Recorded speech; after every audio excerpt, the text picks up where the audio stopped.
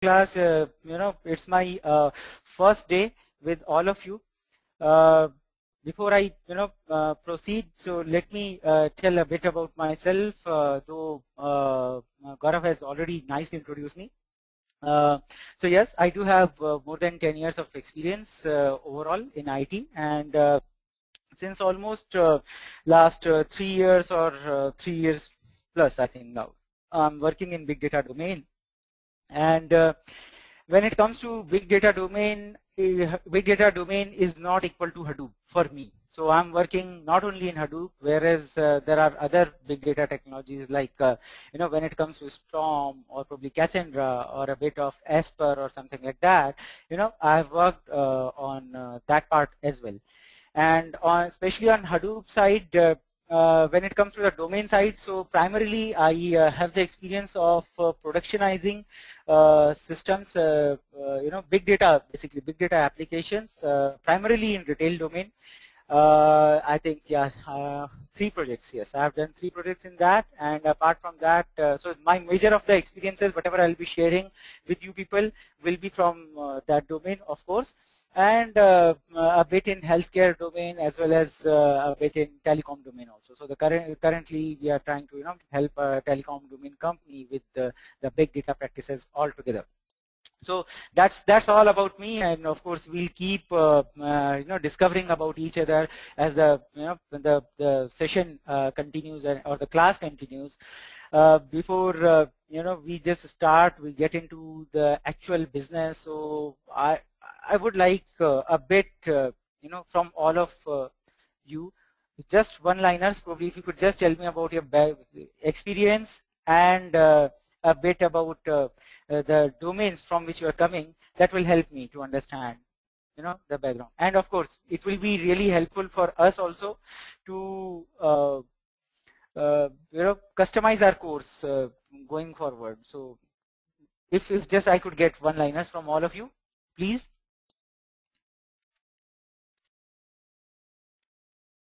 Nice, Senthil. So Senthil is a QA engineer. He's having more than 8+ years of experience. He's from Linux background. Very good. This will really help.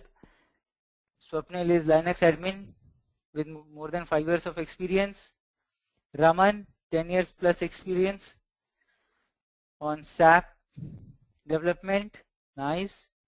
Binoj is also working wireless solutions telecom side. So yeah, there will be some relating examples sometime. Binoj, you'll enjoy it. Bhanu is also asking, just a sec. So there are a lot of people who are giving the responses. Pushkar is system architect working on Hadoop project for telecom and digital media environment. That's quite interesting. Keshav, nice. So Keshav is having 11+ years of experience in performance engineering and capacity planning, e-commerce, and insurance. That's nice. Subhash comes from mainframe background.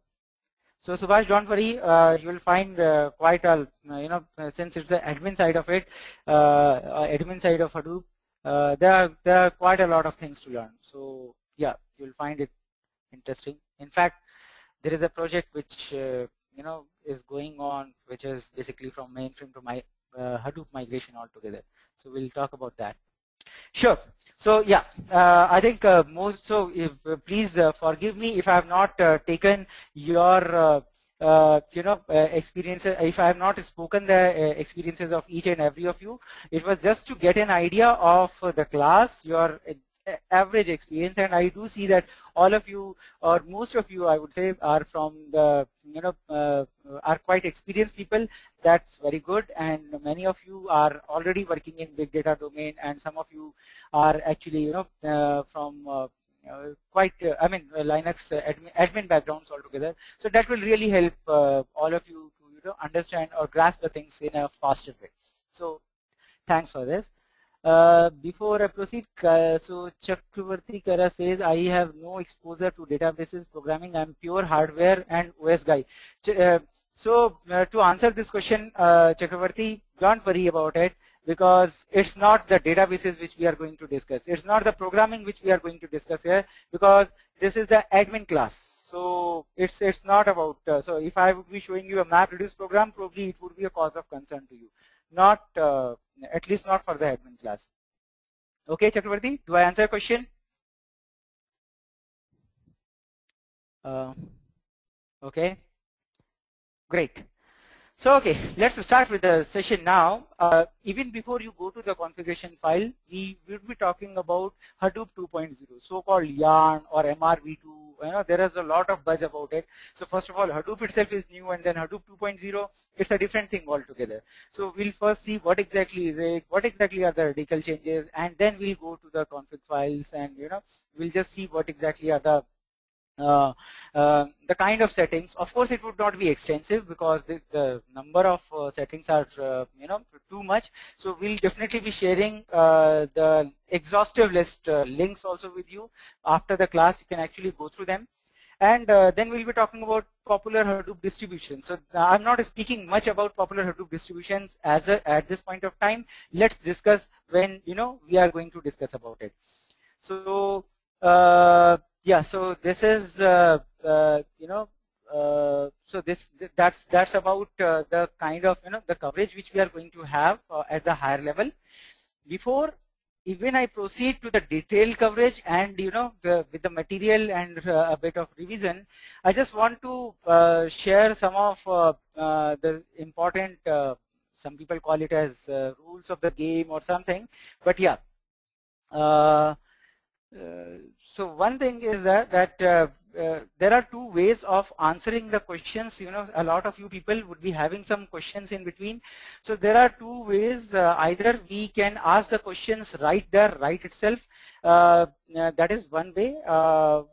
And the other way is, you keep asking the questions at the logical points. So with my experience, the experience whatever I have in taking the other classes also for the other batches, we have found the second technique much more useful because of two reasons. One, that if there is a question in your mind, probably when we complete a concept, that question might be answered automatically. That is one. Because sometimes what happens is you are going to ask a question, I'm going to answer the very same question in the form of a concept very soon. So that is one thing. It saves quite a lot of time. And second and most important thing is, if let's say you have asked a question, there might be 5 more people who might be having the similar kind of questions. So at the logical point, if somebody asks a question and I answer it, those 4 other guys also get the answer automatically. So that helps quite a lot in terms of the time and in terms of the flow. So of course, I'll take the questions at the logical points themselves, and that would be quite frequent, probably every 5 minutes or every 10 minutes. So is that okay with the entire class?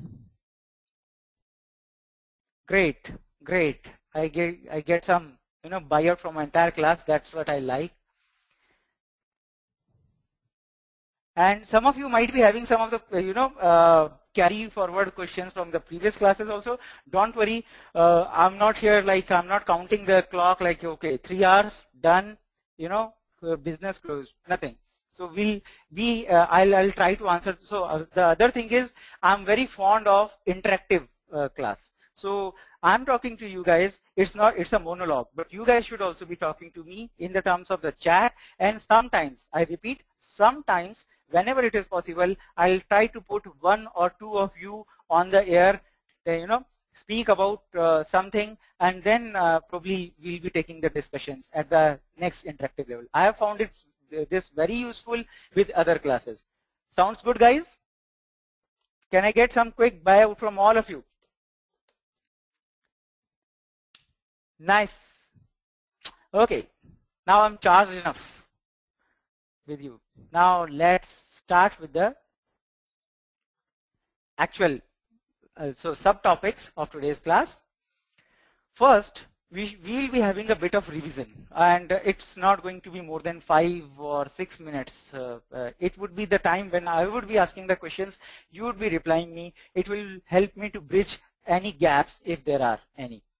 Then the second thing is, before we get into Hadoop configuration files, that buzz and the myths, a lot of myths about Hadoop 2.0. What is it all about? What are the changes? What exactly are the new things? Or probably if we are doing the things in a different manner, what are those different things which we are doing? We'll be talking about them. Then we would be seeing Hadoop configuration files. Some of this might be overlapping, so please bear with me only and only for this class, because it's for the greater benefit of all of you, because if you somehow would not have covered it in the previous class, it would help you.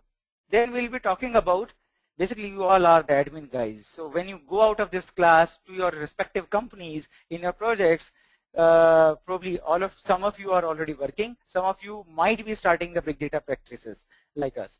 So the first thing would be starting the cluster itself. So we'll be talking about some aspects, basically hardware aspects, basically the software aspects, what exactly is required. So we'll try to discuss a sample sizing altogether. I mean hardware sizing sort of a thing altogether at a higher level, but again it is indicative. There is a use case altogether which we'll be discussing, and then we'll be talking about the distributions, Hadoop distributions, other than Apache Hadoop or Cloudera Hadoop. There are other distributions also are available in the market.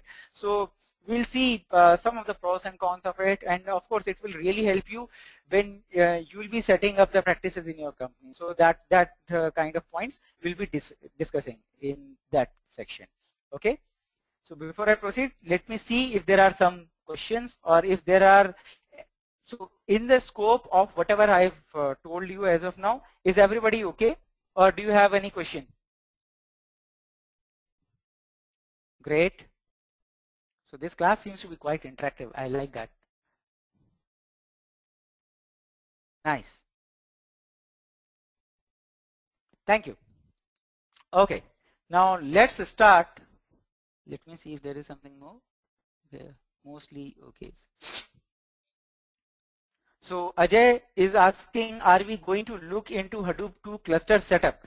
Very good question. So for this, there is already a document which has been uploaded into LMS, because that is giving you a lot of the step by step approach for it, because there are a lot of concepts which we have to go through this, because when it comes to the setup, so these are mostly the step 1, step 2, step 3, step 4.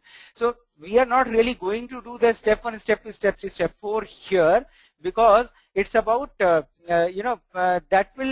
we will lose the track of it. So we might, at the end of the class, you might be having the steps with you, but you might not know why did I take a particular step. So that is something which is the focus of it. More than that, it will be available in the LMS, and if you have some queries, or if you get stuck there, you always will come back to Hadoop admin @edureka.in. Do I answer your question, Ajay? Great. Let's start then. So now is the interaction starts right away. So guys, Hadoop core components, quickly, just type it. Tell me, what are the 2 Hadoop core components? Oh, Swapnil, you have given me a big list. Pushkar, as of now, Pushkar is the right answer. Pushkar has given me the right answer. Binoj is correct. Subhash is correct. Gajapati, yes, you are also correct. So, okay, I'm getting basically 2 categories. Some people are saying NameNode, data node, and some guys are just saying MapReduce. No, the answer is there are 2 core components which are HDFS and MapReduce, right? Is that clear? I mean, I might be, I might be, just refreshing some of the old memories, because it must be the 2 weeks before when you would have talked about it. Okay. Now, the processing side of Hadoop is controlled by whom? Can you type it and then ping me? Processing side. Okay, guys, if you are saying NameNode, that's wrong. MapReduce. Processing side, whenever you talk about processing side, it's MapReduce. I'm not talking about the component. I'm not talking about the actual entity which is controlling it. So if you are saying job tracker, if you are saying MapReduce and all, I'm not talking about that. So MapReduce is the one which is the processing side of it, and the storage side of it is what? The storage side component is what? HDFS, right? HDFS is the, no, not HBase. Naresh, it's not HBase. HBase is the abstraction on the top of it. So please, okay? HDFS is the correct answer. So is it helping you guys? If, let's say, if you were having some wrong, answers. Okay. Now, let's quickly come back and let's say, what are the different cluster modes? So what are the different modes in which you can run Hadoop? Quickly, can you ping it? So I'm forcing you guys to type it. The idea is, yes, Ajay, 100% correct. Pinoj, Senthil, yeah, I think, yeah. So good. So almost all of you have the idea, of course, yes. We can run it in the single, basically as a local. Rather than saying single, we should say local mode. Then we have pseudo cluster mode, and then full cluster mode, right? Everybody agrees to this, right? So what's the difference? What happens when you write it, when you try to run Hadoop as a standalone or as a in the local mode? What really happens? Or rather, what doesn't happen? Can somebody? Replication. There won't be any instance. Yes, Binoj, you are correct. No, Ajay, you are wrong. I'll come to that. Ajay's answer is wrong. Ajay is saying all the daemons run in one. No, okay, so let me give the correct answer. So some of you would have already answered it correctly. So when you run it as a in a local mode or in a standalone mode, what really happens is all of the daemons, right? Your job tracker, your task tracker, your HDFS, they don't run. All of the process runs as a single JVM, as if you are running a simple Java program altogether. Is that clear to everybody? Great. Now, what is the pseudo distributed mode? So what does happen there?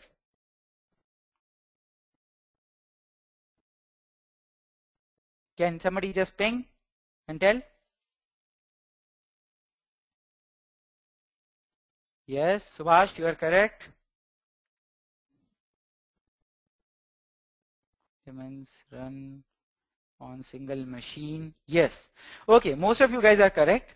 So here all of the Hadoop daemons actually run, but then they run only on the single machine altogether. So ideally what we are trying to say is, generally you talk about the replication and all, right? So there will not be any replication here. So what will be the replication factor for the pseudo distributed mode?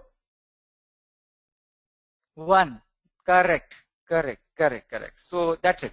So all of you got the idea. And the advantage of using the pseudo distributed mode is Hadoop guarantees that whatever you develop using the that pseudo distributed mode, everything is gonna run on as it is on the fully distributed mode without even a single line of code, single line of code change. Okay? Okay, guys? Great. Did it help you all to refresh your memories? Yeah.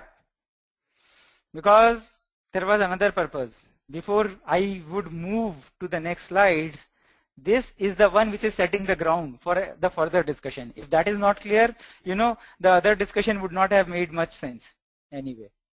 Okay, guys, let's start then.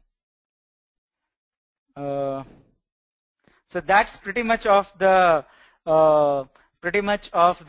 revision here itself. Now let's talk about whatever we have discussed. Just a sec. So the picture which you must be seeing on your screen now Does it remind you something? Or the picture which you are seeing on your screen, the slide, isn't it what we have always discussed? We just discussed, right? Okay. For the guys who are not able to probably link it a bit, I'll repeat here. And then we will see how this picture is going to change in Hadoop 2.0. So as you can see, the title of the slide is Hadoop 1.0, the classic Hadoop which you all know, the good old Hadoop. Okay. And at this point, I want to tell, probably it's like useful information or something you can note down. Most of the implementation, production implementations are in Hadoop 1.0 as of today. So even though Hadoop 2.0 is released, most of the people are either evaluating it or it is still in the testing environment. At least I have not yet seen a production environment as of now in Hadoop 2.0. Okay, so if you are aware of any Hadoop 2.0 production environment, do enlighten all of us about it. Okay, so this is the one which is prevalent, but the next one which we are going to discuss is the one which will work probably sometime in future. Okay, all of you are from industrial background, so you know, right, how do the things move here. Okay, now, so we just said HDFS. HDFS is on the left hand side of your screen, HDFS. So HDFS, you have the master, which is basically the name node. Name node is like the master node, right? And then you have all the inexpensive machines, which are basically the data nodes, and the data is stored in the form of the data blocks altogether in all of the data nodes, right? And name node, so data nodes are the actual workhorses of your system. So they are the ones which are going to store the actual data in the form of the blocks, right? And then since NameNode is like if you remember from the first class, it is almost like a Ferrari. So it's a very high-end machine because it will be having a huge RAM requirement and all, right? Why does it need a high RAM requirement? Because it stores the metadata, right? It stores the metadata about all the files which are there on your cluster, right? So it has to be, or it better has to be a high-end machine altogether. And then you have something called secondary name node. So it's like a backup, because if you remember, if the name node is the master, then it also means that your name node is like a single point of failure also, because if this goes down, everything goes down, right? So you do have the secondary name node, and of course, if you remember from your discussions, then second, if let's say name node goes down, then you guys who are the administrators, you are the one who will be bringing it up manually. So the secondary name node will act as the primary name node, but this process is manual as of Hadoop 1.0. Okay, is this clear to everybody? Can I get some quick yes? Great. So this is the storage side of the story, and on the process side of story, the thing is, so okay, before I go to the process, Subhash is saying, so ideally should configurations of node is, so ideally should configurations of name node and secondary name node should be the same. Yes, Subhash, you have your point is correct. So secondary name node basically is almost identical as the primary name node. Okay, Subhash, do I answer a question? Okay. Okay. Now Deep is asking a question. We learned that secondary name node is not the backup node. It stores the log file. Okay. So Deep, if you can just be with me for some more time, it's actually the backup. It's backup in the sense it takes over the role of the name node. The process is manual. So basically, what does name node have? It's basically have it basically has the FS image and edit logs, right? Based on that, you bring the secondary name node, up to the stage wherever the name node was, up to the, before the failure, up to whatever checkpoint was, right? And then secondary name node is the one which is going to take care or take over the role of name node. More on that when I'll discuss about the high availability and other things in Hadoop 2.0, that will make sense. Deep? Sure. Thanks, Deep. Okay, guys. So the processing side, when I talk about the processing side, so the equivalent of NameNode is what? It's the job tracker. So it's like the master. This is the guy. So guys, look at this slide, very carefully, because when I'll move to the next slide, some of the next slides, there will be slide changes. Okay. So job tracker is the master, which is responsible for orchestrating all of your MapReduce jobs which are spawning across your cluster, right? And then the task trackers are actually the child processes which are running on where the data nodes altogether, right? And they are the actual workhorses. So whatever are your map tasks, whatever are your reduce tasks, so all of these things actually are being run through task trackers. And job tracker is the one which is going to monitor all of that, and of course it is the one which will ultimately be telling whether what happened to your job, whether it is a success or it's a failure, right guys? So Rajshekhar, I'll answer a question. Before that, I want to see whether everybody is on the same page or not. So guys, I'll force you to type a lot. Okay. Now, so Rajshekhar is saying how to differentiate between Hadoop 1.0 and 2.0. Raj, there could not have been a better time of asking this question, because next slide onwards, I'm actually showing it. Okay, see the next slide. Just a sec. Raj, am I addressing your question now in this slide? I need a yes or no from you. Anyway, I'll discuss them. Sure. Okay guys, so enough on Hadoop 1.0, enough on it. We have talked, it was like an extended kind of a revision, very good. But now, let's see how the picture changes when we talk about Hadoop 2.0 altogether. So this is a comparison between Hadoop 1.0 and 2.0. Based on whatever knowledge you all have as of now with all the discussions. Of course, some of you would have done a Googling and bit of Googling, and some of you would be coming from your practical experience. So, but again, I'm talking in general with all the class. Okay, just a sec. If there is something, let me see. Okay, sure. So now, let me just talk about, when we talk about Hadoop 1.x or Hadoop 1.0, how many name nodes are there? There is only one name node, right? That's why we call it as the master and others are slave. The change which has happened between 1.x to 2.x is there are multiple name nodes now. It's a very important change. So there are multiple name nodes now. Okay, so that is something which you need to see here. So that's a very important change which has happened. So why did this change happen? What is the reason why we went for a multiple name nodes?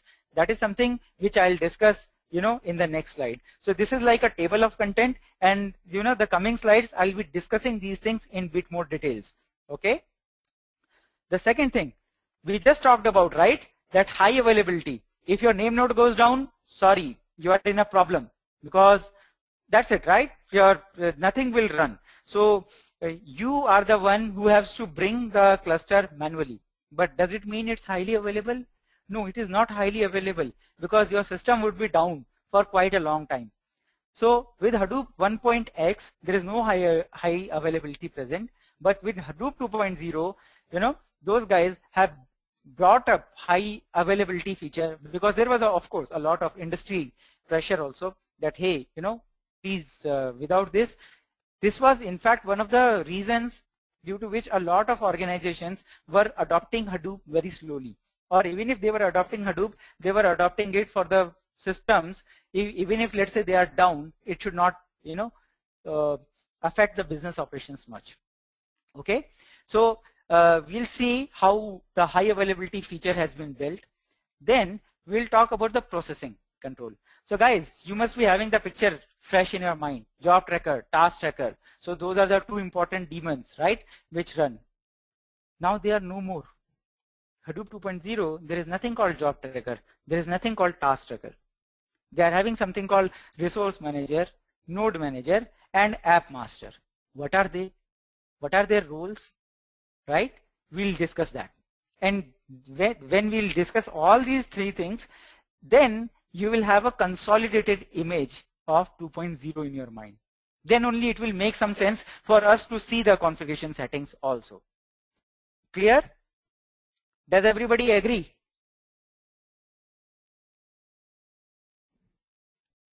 Looks exciting to you guys, right? Okay.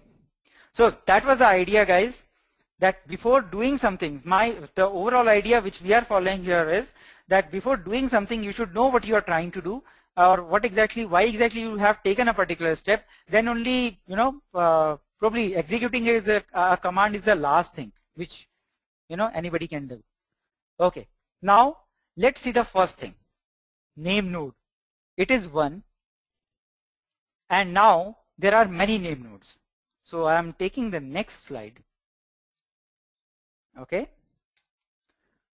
So I hope it is visible to all of you now. Okay.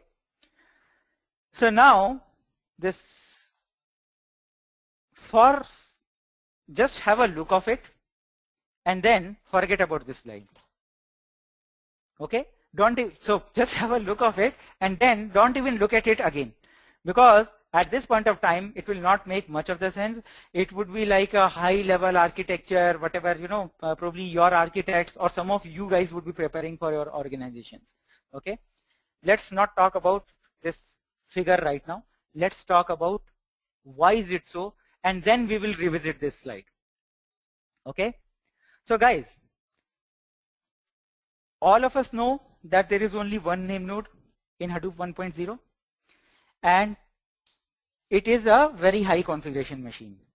Now, what does Hadoop NameNode store? Before you type something, can somebody come on the air and tell me just in 2 lines? Is there somebody who is ready to speak? I'll unmute that person. Just say yes, one person. I need, okay, Deep, I'm unmuting you. You will have some 20 seconds. Just a sec.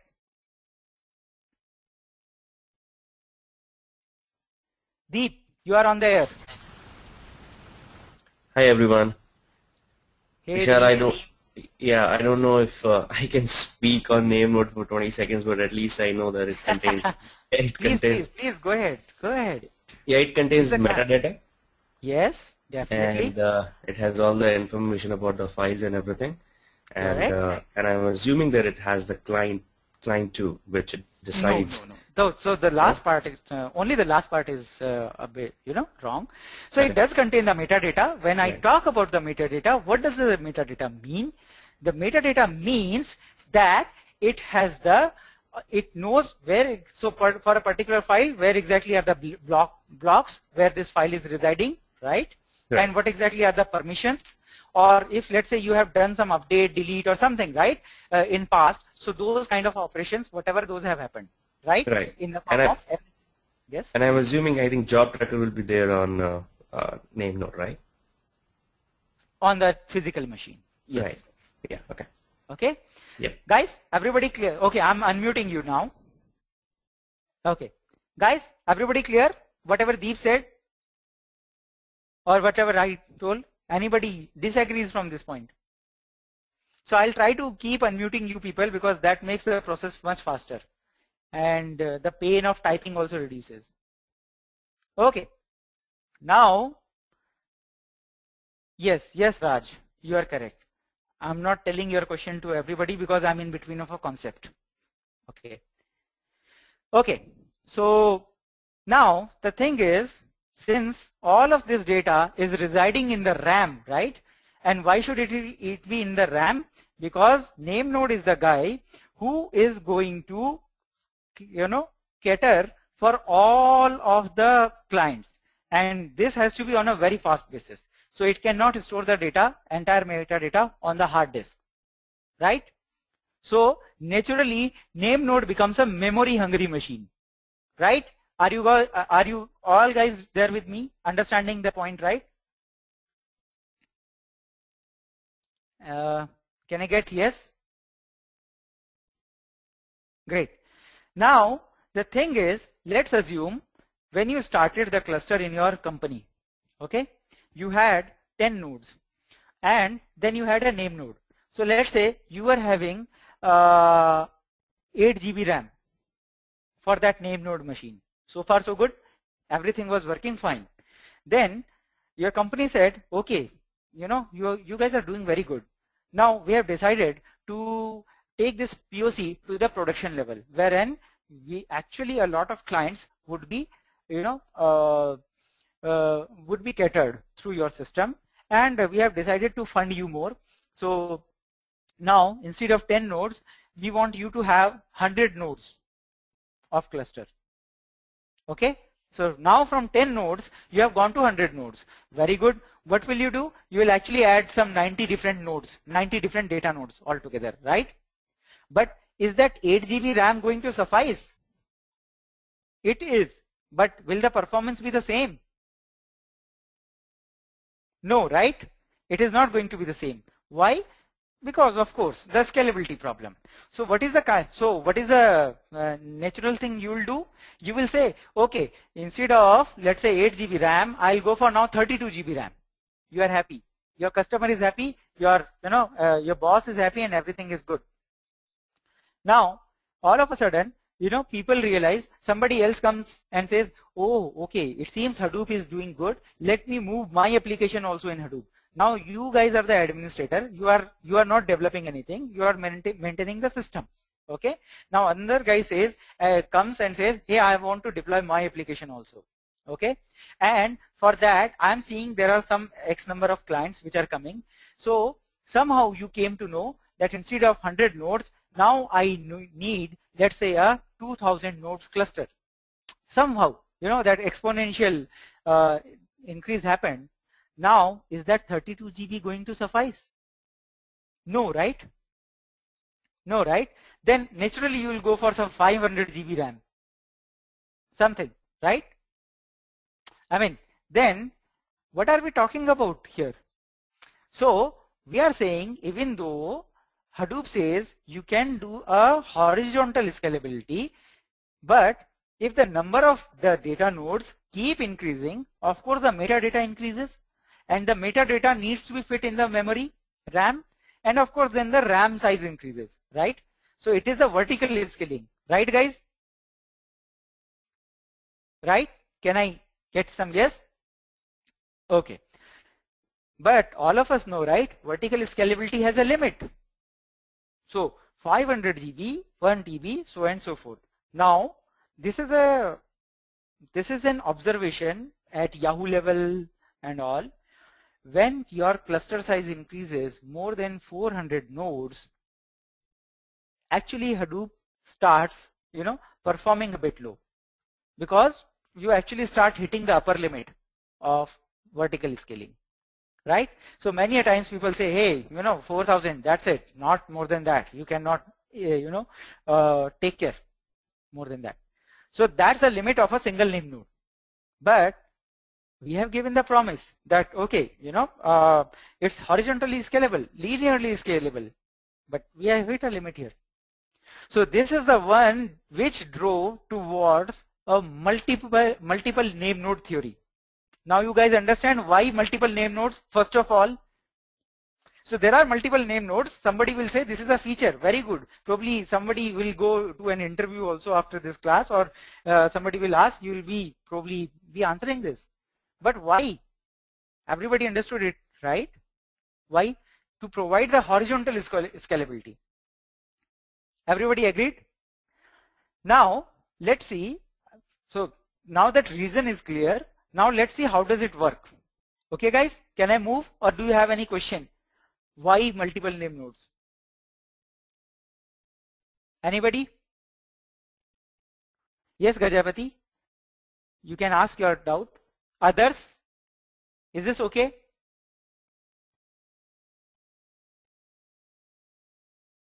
cluster size can be divided. So Binod, let me just complete how does this work. Probably your doubt would be cleared at that point of time. Okay. So Gajapati is saying whether all the name nodes should be a Ferrari. Okay. So Gajapati, I think your your doubt also would be clear when I'll tell you the how part. Then you will come to know. So Naresh, I just answered. So Naresh is saying, is there a limit defined for name node? I just said if there are more than 4,000 data nodes in your cluster, it is like an upper limit for a single name node. Naresh, do I answer your question? Naresh? Great. Not a problem. Not a problem, Naresh. Okay. So now let's see what happens. So guys, now that all of you know the name node, so name node does have the metadata, and it does have the list of all the blocks for the files, right? Which it is managing.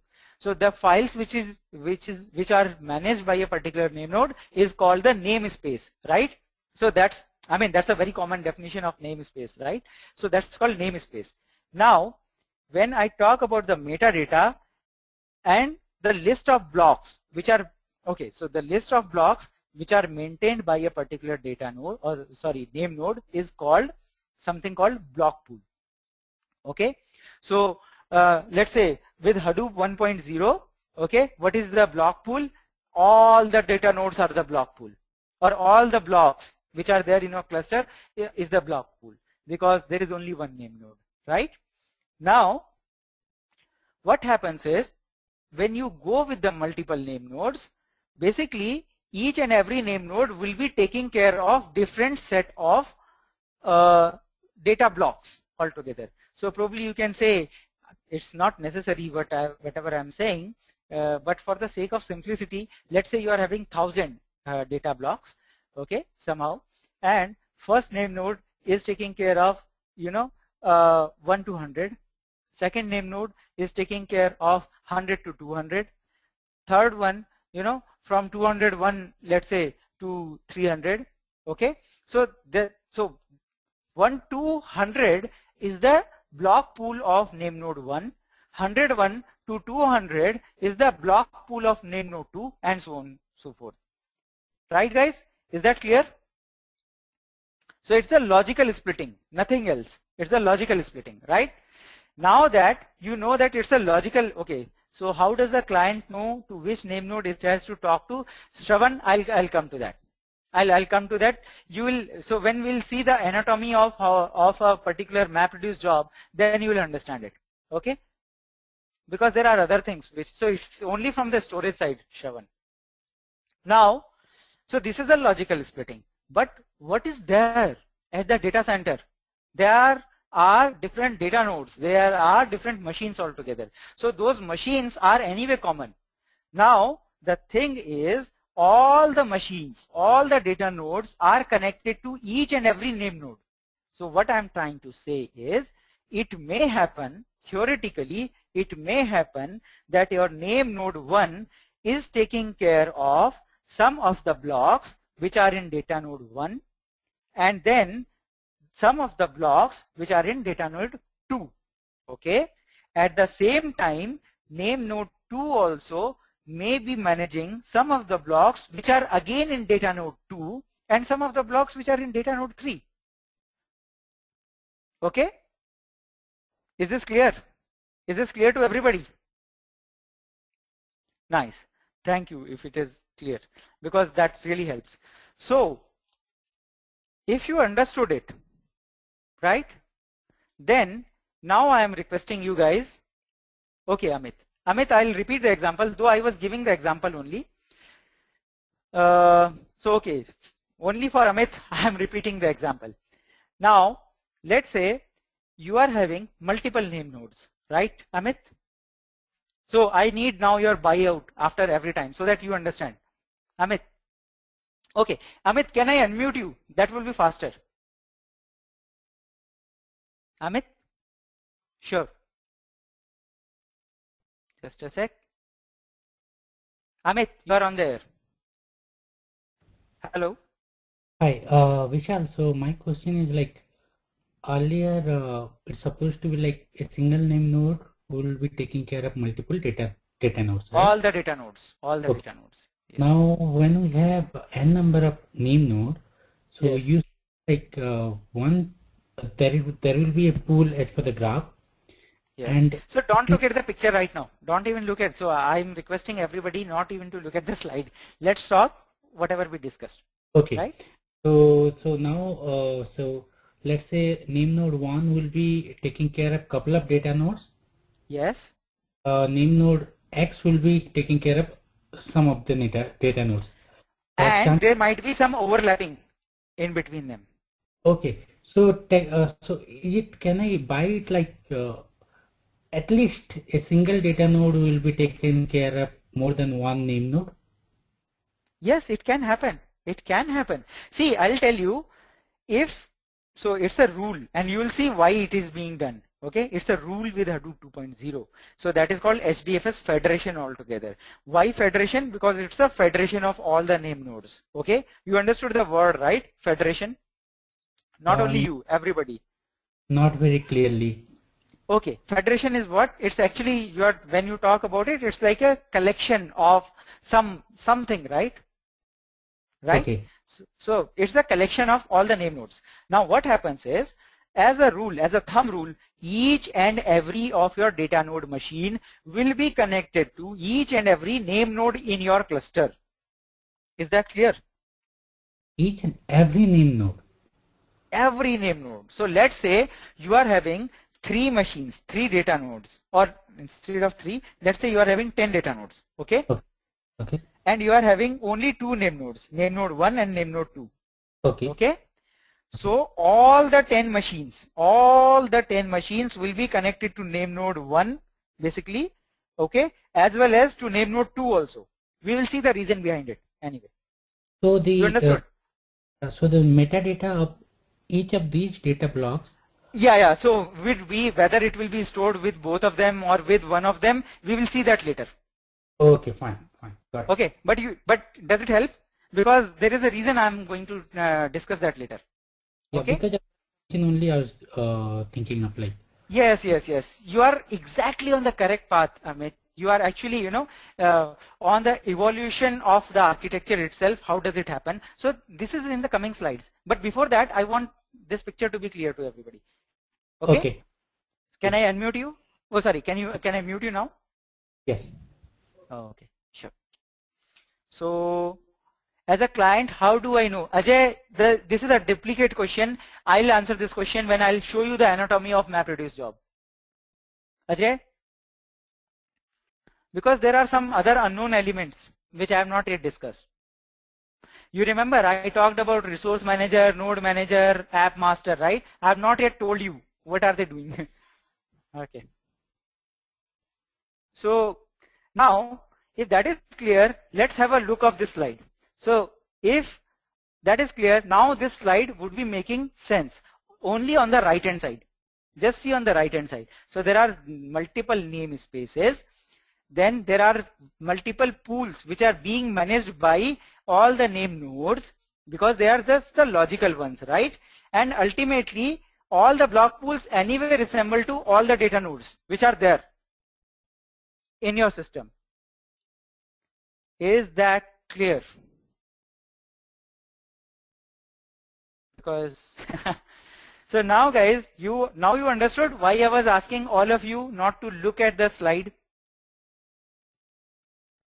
If I would have taken the slide first and I would have explained it, you would not have this clarity.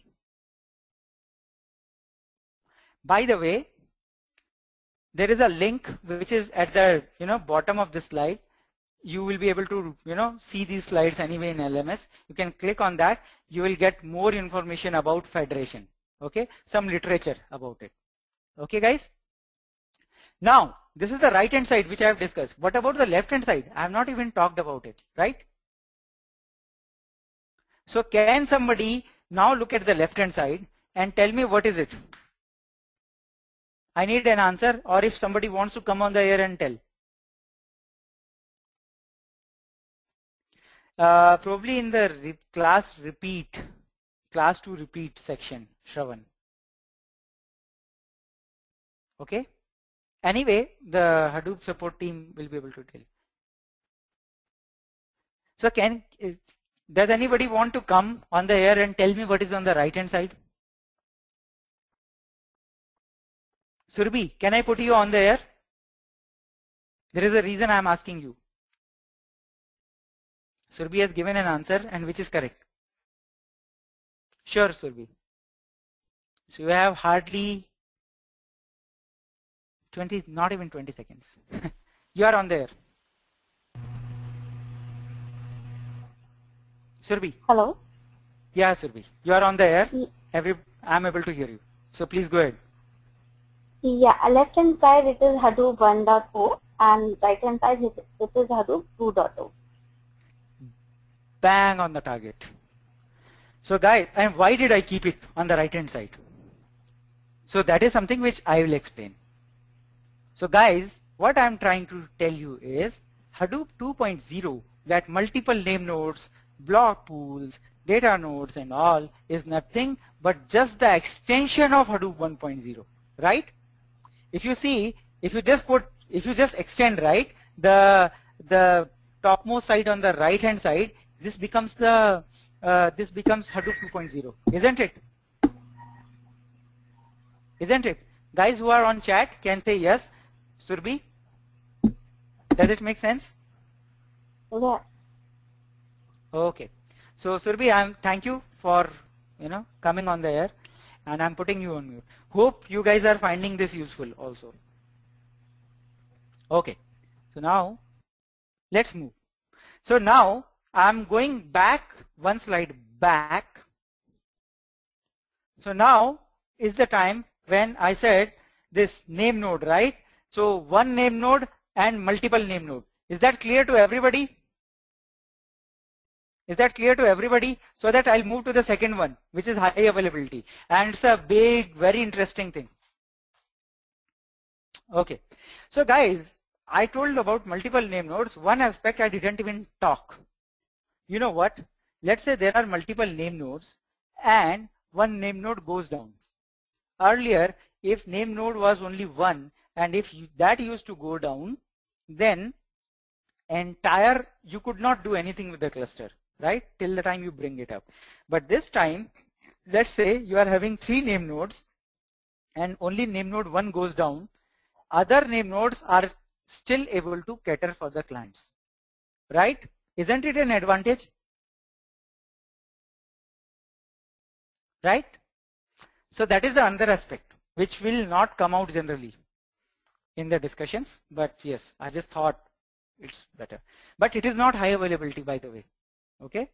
So now we'll talk about the second aspect, high availability. Okay. So Senthil is saying in Hadoop 2.0 there are multiple name nodes, but at a given time only one will be working. All the name nodes. No, all the name nodes would be working, Senthil.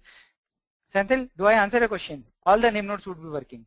They would be catering for. Okay. So now I'll repeat Senthil's question for everybody. Senthil is asking, even though there are multiple name nodes, is it like only one name node is going to work at the time? No. All the name nodes are going to work. But they will be managing their own namespaces.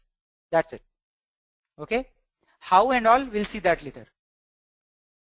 When should I use? No, this. So Shravan, your question is, I would say, a bit invalid because it's not versus federation. Federation is just one feature. High availability is the another feature which is built in. Okay, Shravan. So federation is basically for scalability. High availability is basically for the high availability, means no business downtime altogether. Okay. Is that auto replication if one fail? So Amit, just wait. Your answer would be clear. So yes, just wait, because high availability will make a lot of things clearer. Okay. Okay. Now I'm going to discuss the high availability side. Okay. So let's see that now. Again, I request you guys not to look at the slide. Let's first listen to it, let's discuss it, and then look at the slide. Okay. So now let's say you are having a cluster which is that typical Hadoop 1.0 cluster. All of us know that your name node is a single point of failure. If that fails, then everything goes down, right? And you are the system administrator. Now, if you have to bring it up, so somebody was asking how do I bring it up, or there were some doubts, right? Now, those people can listen to it very carefully. So, if you are the system administrators, basically you will be doing following three things. Okay, the three things would be, first thing is the FS image, right? The FS image of the primary name node basically will be loaded in the memory of the secondary name node. So that would be part one. Then the edit log. So edit log, that edit log also, whatever transactions are there, you have to replay all the transactions, right? And then once you do all of these things also, then you need to get enough number of block reports from all of the data nodes, right? That yes, everything is right. Everything looks up. Every data node is now reporting to the new name node. When you are sure, then only as a system administrator, you will open the cluster for everybody. Right, guys? Can I get yes? Bhanu, I'll answer your question in some time.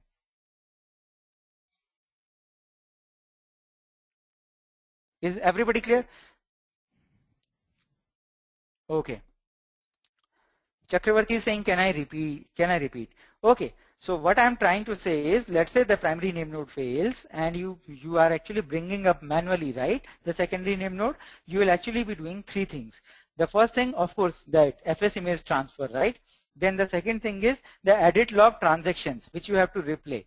Even if you have done, then you basically need to check for all the block reports, right? From all the data nodes which are there in your cluster before opening up the cluster to the applications, right?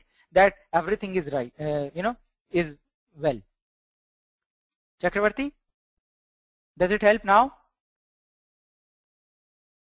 So these are three standard steps. I have not told anything new. What does FS image contain? Data node info. It contains the block. So basically block report, all the block mappings all together. Subhash, block mappings. Okay, Subhash. Okay, now somebody was asking, so Bhanu was saying in 2.0 each name node, do we have the secondary name node? Bhanu, just let's discuss high availability thing. It will be clearer to you. Okay, somebody else or Shravan was also asking, in high availability there is no secondary name node. It is optional. We will see how. Shravan, okay? Shravan, okay. Now this is what is as of Hadoop 1.0. Now I want the high availability. If you guys remember, some of you would have asked this question probably in the past class also. Hey, I am having the secondary name node. If you guys remember, secondary name node, every 1 hour, typically every 1 hour, it talks to the primary name node and it takes the edit FS image, applies, merges the edit log basically, and then so this process keeps happening every 1 hour. So somebody, I think probably from the previous class, under batch, somebody was asking, can't I reduce this interval?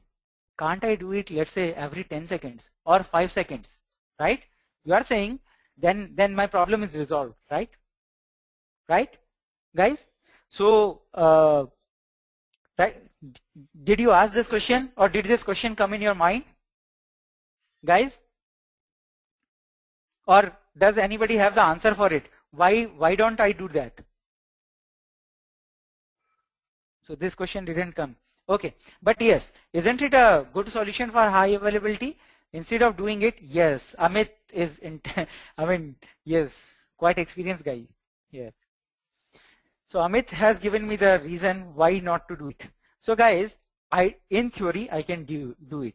But FS image and edit logs basically are quite heavy files, right? And they have to transfer over the network. So then there will be the network overhead altogether. And then your entire performance of the cluster will go down. So it's always a trade-off. Right guys? Everybody understands it? So that was a limitation for high availability. So with the traditional approach, I cannot go for high availability. Is that clear? Everybody? Nice. Now let's see the interesting aspect of high availability. How do we achieve it? Okay. Shravan is saying one more time. So Shravan, what I'm saying is, see, FS image and edit logs, if you transfer every few seconds, these are the heavy files. You transfer it through the network, there will be a network overhead. Okay? Okay? So then the entire performance will come down, right? Okay. So you got the point, right, Shravan? Can I move? Okay. Nice. Nice, guys. How about rsync? Rsync, yeah, Amit, I'll tell you there is a difference. Okay? It's in fact one of the important aspects of your cluster. We'll see that when the time will come in today's session itself. Okay? Okay then. And again, you are saying that rsync because it transfers basically the delta images, right? So again, that delta is quite huge in practical, because what happens is, you know, all the clients keep talking about to that. So do I answer your question, Amit? Okay. Now, so in order to achieve high availability, basically there are 3 architectural changes which have been done. First change I have already told. What is that change? The change is, I told, right, all the data nodes are connected to all the name nodes. That was one.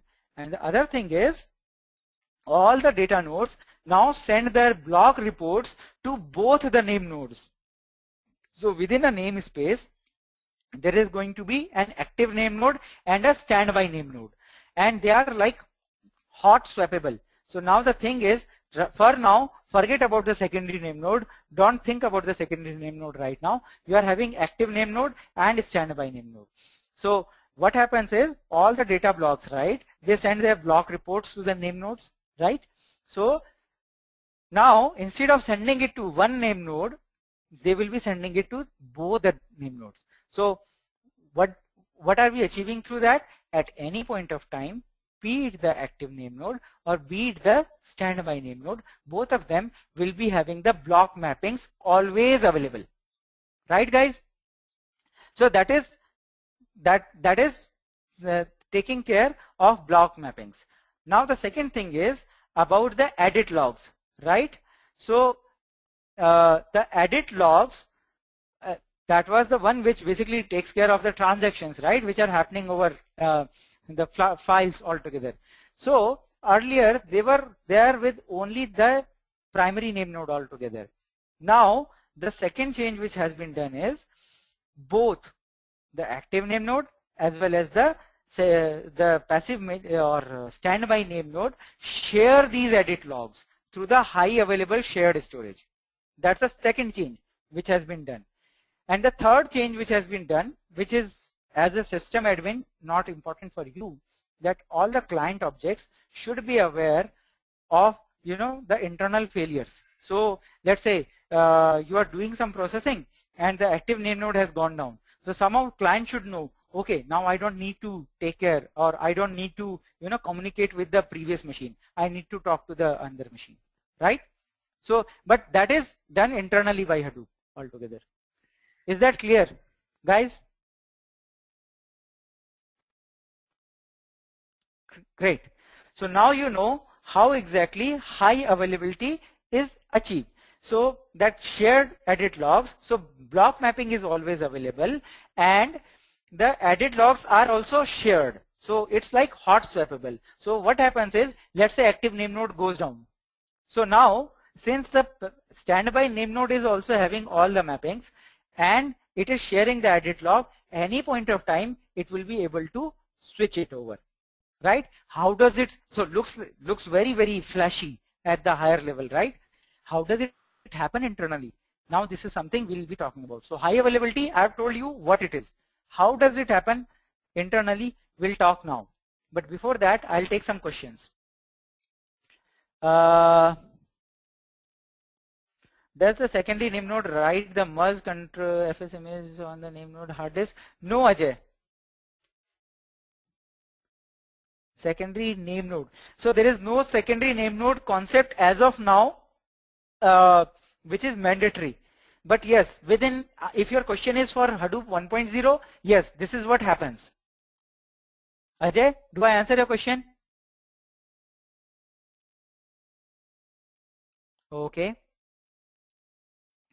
Now after Ajay, Shravan, if everybody is clear, when you are about to move to the next slide, ping me, I want to ask. So Shravan, ask the question. Anyway, what if NFS storage goes down? So I'll just come to that. Of course, yeah, if your NFS storage goes down, it's a single point of failure. But generally, it's a highly available, you know, that's how you choose your storage. So of course, in that case, of course, that entire NameNode will go down. So we will talk about that also, Surbhi. That's the third scenario. Surbhi, is this clear? Okay. Another question. Now look at the slide and talk about the federation with high availability. I'm not clear on that. Oh, okay. Shravan, can I put you on the air? Because rather than chat, it would be much faster. Or let's do one thing. Let me first tell how the high availability works, and then I'll put you on there. Is this okay? Shravan, can I get yes? Okay. So now I've told you high availability, what it is. Now what really happens is, on all the name nodes, right? This active name node and second, just a second. Shekhar is asking, is FS image stored on hard disk first and then into the memory? No, Shekhar, all of this is in the RAM. Shekhar, your answer? Okay, sure. So now guys, I'll not take any question for some time now. Now the thing is, I told you what exactly high availability is, what is the active name node, what is the standby name node. Everything looks good. Now the thing is, so let's say you are the administrator, you are bringing down the system for some maintenance purpose or something, right? Then you know that active name node is down and standby name node is taking care, right? You know that. But let's talk about the real scenario. Your production system is running and all of a sudden something wrong happens. How does the system know that the active name node is really down? So there might be two possibilities when active name node is not responding. Either there is something wrong which has happened with the machine, or second thing is network might be very slow. It's taking a long time to respond. Right guys? Do you agree with me? Guys, can I get some yes or no? Right. Now, so how would the system know that the active name node has gone down? Right? The simple answer is, it's impossible for the system to know. It is impossible for the system to know whether active name node has gone down or not. So now how am I saying that the failover will happen? Right? So then this is where the concept of failover comes. And no, Surbhi. So heartbeat, Surbhi is saying heartbeat. I'm saying, let's say the network itself is very slow. So your heartbeat will come a bit later. So you, right, Surbhi, you got the point, right? You will assume that it is dead, but it is not, right? So how will you take care of this scenario, right? So Hadoop takes care of these. How does Hadoop, though it is not the part, but since you guys are the administrator, you should at least know how the things, you know, work internally in Hadoop. So Probably at the higher level, nobody takes, cares about it. But I feel that, you should be knowing the internals here. So what really happens is, now active NameNode, right? So let's say this is not responding for some time. So there is a concept called failover and fencing. Some of you would be aware, some of you would not be. So failover and fencing. What happens is there are something called failover processes which run only on the name nodes, and they are internal to Hadoop. What do? Is they just keep managing the name node on which they are running. And if the particular name node does not respond for more than 10 seconds, it assumes that this particular name node is dead. So whatever is the reason, either the name node is down or whether it is taking very slow to respond or whatever. So it will assume that name node is down. And then immediately the standby name node will know that, okay, now I am the person who is the active name node, and all the clients would be talking to the standby name node altogether automatically. Looks good, so far so good. But the problem is the actual active name node is not down. It probably just, there was some network packet loss. So the active name node, the original active name node is still thinking, hey, I'm the active name node, and it will try to take care of the clients, right? It's a disaster. Isn't it a disaster? Guys, right? Because at a single time only one name node can take care within a namespace. So it's a disaster for you. So Hadoop goes up to a great extent to ensure that if it has made a particular active name node, it has decided it is no more, then it is no more. It should not come back to the network. So that second part, you understood the failover, right? That 10 seconds wait, failover processes, and then the transition has happened. So that is failover transition, failover done. Now the second part, making sure that the name node which you have marked as dead is actually dead, is called fencing. So Hadoop goes up to the extent wherein it takes care of a lot of things, like killing the name node process altogether on that particular machine which is marked as dead. Okay, let's say that didn't work. Something happened. That machine is not responding. It goes and it tries to remove the access of that shared edit logs, right? Those shared edit logs, you remember, which is being shared between both of the machines. It revokes the access for that particular machine on this shared access altogether. So that is second step it takes. Let's say that also fails for some reason. That also fails. Then it goes and it does something called stonith. S-T-O-N-I-T-H. You know what does it literally mean? It means shot the other node in the head. Shot the other node in the head. Stonith. Simple. So it's as rude as it is. It sends special power supply signals to that machine so that the power supply itself goes down for that machine. Now you know up to what extent it has been taken care. Is the fencing clear to everybody? Isn't it interesting? Stonith. Yes guys, and most of you guys would not be aware of it, or probably it's very internal to Hadoop. So many a times, you as an administrator, you don't even need to know, but we always feel that we should tell these things. Okay, so now that's how it ensures. Now Surbhi was asking a question. Let's say shared edit log itself is not available. Right, Surbhi? Am I taking care of your question? Yes, Subhash. So your question also. Let's say during fencing backup node, name node also goes down. So Subhash and Surbhi, your question fall in the same category. So this is the rarest of the rare phenomena where active name node has gone down and the passive name node also has gone down. Then are you seeing something on the leftmost side? Good old friend, secondary name node is there. That's optional. So then you are not left with any other choice than the secondary, bringing it up, whatever steps I told, right? One by one, you have to do that same way. Surbhi, Subhash, do I answer the question?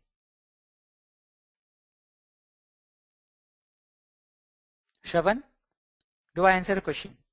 Here. Now I'll put you on the air also, Shravan. And I'm sure many of your questions would be clear by now. Okay. Shekhar is asking, so what if I bring back active NameNode and make it as standby? So say that would be a manual process altogether, Shekhar. So what will happen is, let's say you will bring the active NameNode back, and then this will become now as the passive NameNode altogether automatically. So all the machines would then be sending the block reports, so it will have the updated block images, block mapping, and shared edit logs. Anyway, the access would be invoked again. Is this clear, Shekhar?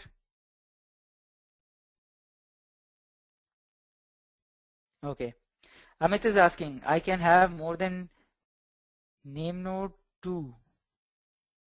No, I didn't understand your question, Amit.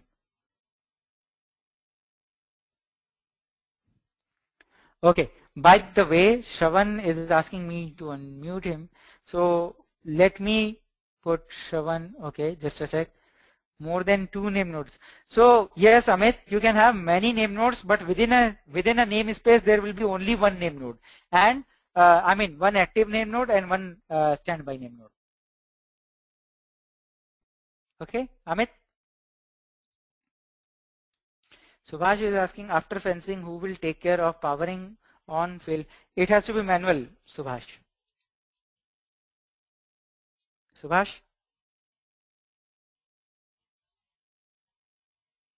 Is that clear? Great. So now I'm coming to Shravan. Hope anyway some of your questions would have been cleared, but just a sec. Shravan, you are on the air. Yes, please. Shravan? Shravan, are you able to hear us? Can you guys hear me? Yeah, I can hear you properly. Okay. In your presentation, you have shown 2 name nodes, active and standby, and that is very easy to understand high availability of a single namespace. Let's say I have 2 namespaces, /finance and /sales. Yes. And it is on a federation of more than 2 name nodes, let's say 4 name nodes. So okay. How would I get high availability on those 2 different namespaces? So exactly. So this is applicable per namespace. Now this is happening for all the namespaces altogether. So that's what, if you remember from the federation, right? So let's say the case which Surbhi has discussed. Let's say the secondary name node also, the passive name node also goes down, right? So if that case happens, let's say you are having name node 1, 2, 3, 4, and the name node 4, this rarest kind of phenomena happens, then there you have to do the manual intervention, but the other 3 name nodes, right, are still up and they are catering to the client. So that individual high availability is at the granular level of namespace altogether. Is it clear? Is it clear now? Clearer? Okay. Yeah. Sure. So can I mute you now, Shravan? Yep. Sure. Okay. So here it was Shravan. In between there are some more questions which are pouring in. Can you explain it to just a second. Namespace and name node? What is the difference? Name node is the machine and namespace is the list of all the data blocks or is list of all the files which are managed by that particular name node. Senthil, do I answer a question? Senthil? Okay, Surbhi is saying if we have 4 name node, 1 will be called active, 2 will be called standby. What will be the other 2? No. Surbhi, you got the picture a bit wrong. So if you see, okay, I'm taking one slide back, then I think it will be clearer. Go back to the federation. Okay. Now each and every namespace, whatever I told, right, that primary name node, second and active and standby, this will be applicable for all the namespaces. Does that make picture clearer, Surbhi? Great. If active name node is failed, we brought up using manual process from which place? Edit logs, it will take recovery to be online and continues as. So Naresh, the thing is, if you talk about 2.0, so you don't need to do anything because that's automatically taken care of. If you talk about 1.0, it's a combination of edit log and FS image. Okay, and you have to manually copy it from the primary name node to the secondary name node. Okay, and it will not be manual. Oh, sorry, online. It has to be manual. Naresh, is that clear? Great. So guys, if that is clear, thanks, Naresh. Can you please answer you gave to Surbhi? Okay, Shekhar is asking that question. So, okay. So, Shekhar, let me first tell the question which Surbhi has asked. So, Surbhi was thinking that I said name node 1, so she is saying there are, let's say, 4 name nodes, and I'm calling name node 1 as active and name node 2 as passive. So, what about the other name nodes? I was just telling, since there are multiple name nodes, right, but each and every name node will have its own namespace, right? And whatever high availability I told is applicable per namespace. Is that clear, Shekhar? And that's why I'm showing the slide number 7 to you. Shekhar? Great. Data node 1 can talk to more than one node? Yes, yes, Amit. That was the first point. That was the first point. So if you see the slide number 7, which is right now, it is actually telling you the same thing. This is what we discussed in slide 7. Is that clear, Amit? Okay. Senthil is asking, so if we have 4 name nodes, want to have high availability, then I should have 4 machines. I should have 8 machines. Yes. But Senthil, there should be a good reason that you are going for 4 name nodes, right? One name node is equal to almost 4,000 machines. So if you are saying 4 name nodes, you are actually talking about 16,000 machines. For 16,000 machines, if you are having 8 machines, it's not a big investment. Right, Senthil? Senthil? Yeah. Gajapati is asking a question. Internally, each name node is active as well as standby name node. Yes. Not really active as well as standby. It's like one machine as active and the other identical machine as standby. Okay, Gajapati? So if there are 4 name nodes, can I assume there are 2 namespaces, each having a standby? Yes, it depends upon the topology, Subhash. So Subhash is asking, if I am having 4 name nodes, can I assume there are 2 namespaces, each having a standby name node? Yes, Subhash. Going with the simple logic, your answer is yes. Okay, Subhash? I think we have spent quite a good time in questions and answers. Is this guys, is it helping you all? Sure. Hope you are enjoying this also. So as of now, I have talked about the secondary so the high availability. How does it work? Now, if you remember, I talked about the processing control. So a lot of you people who were asking, how will client know where to connect, what to do and all, right? I think it was Shravan and some other people also who were asking this question. That will be answered now. Okay, guys? Okay, Amit, yes, please go ahead and ask the question. Okay, by the time Amit asked the question, so from the processing side, you guys remember that there were job tracker and task tracker. I'm saying now the job tracker and task tracker are not there. There are 3 daemons called resource manager, node manager, and app master. What is their role? We'll see these things one by one.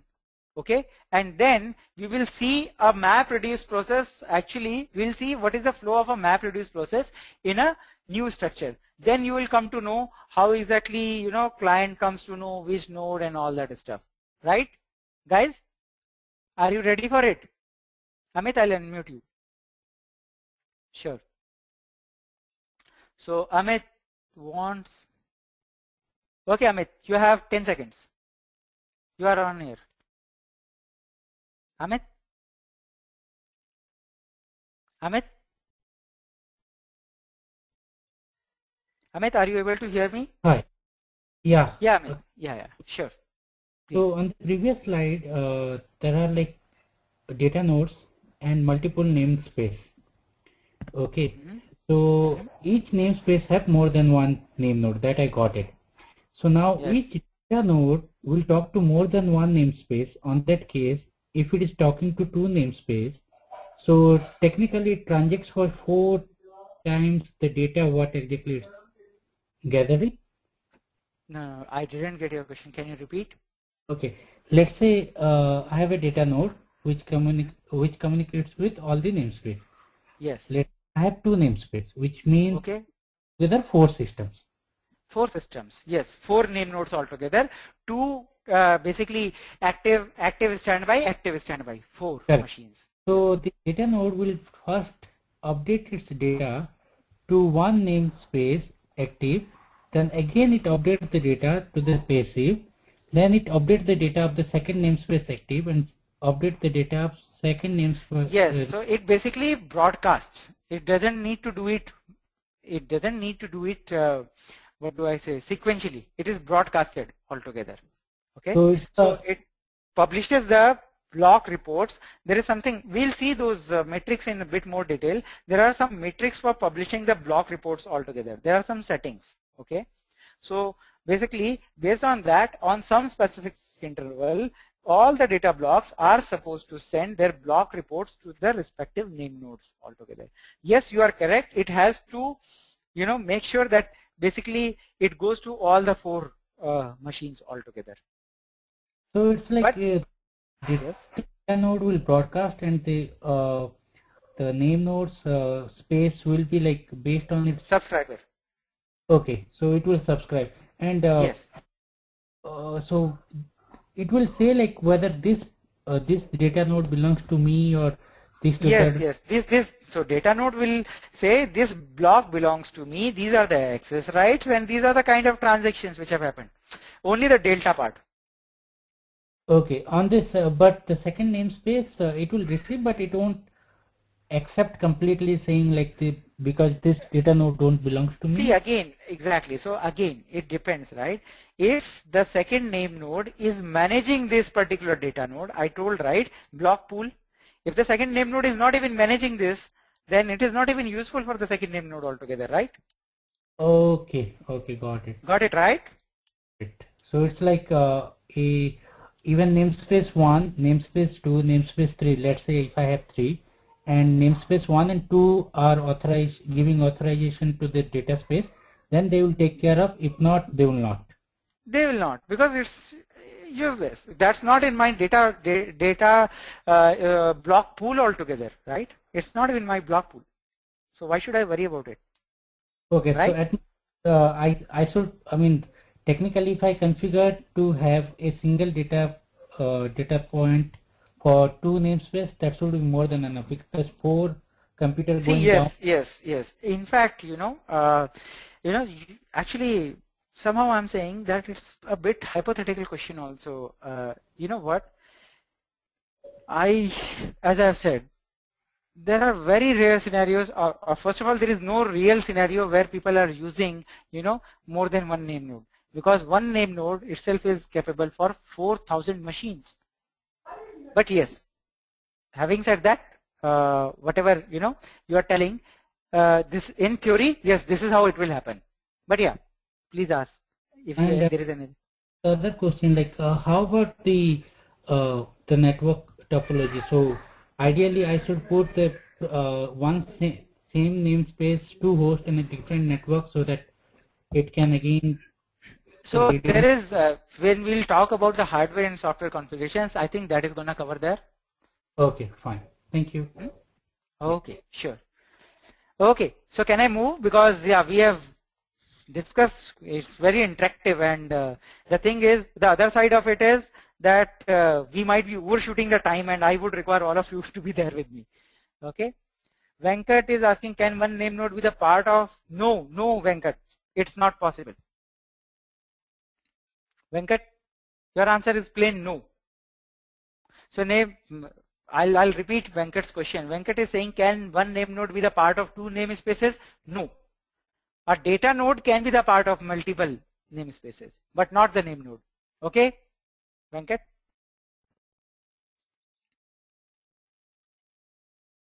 Great.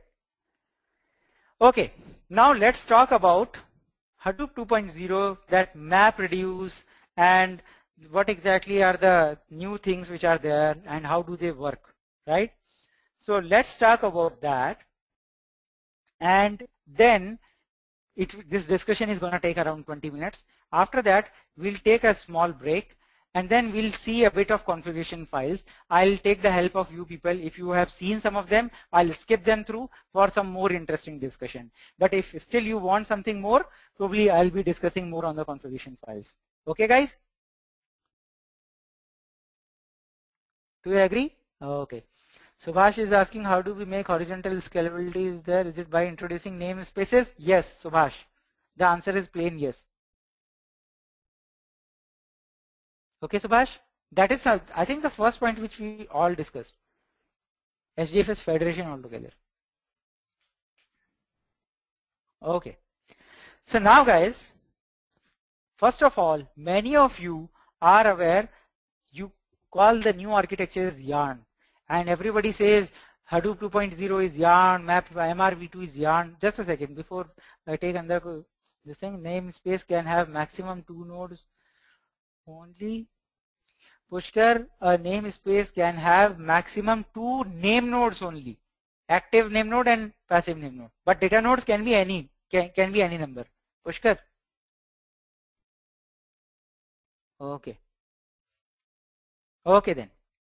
Now I'll not take any question for some time because it will break the flow. Okay. Now, so a lot of you people would have heard about Yarn and a lot of things. You guys would be amazed to know that Yarn has nothing to do with MapReduce. I'm repeating it.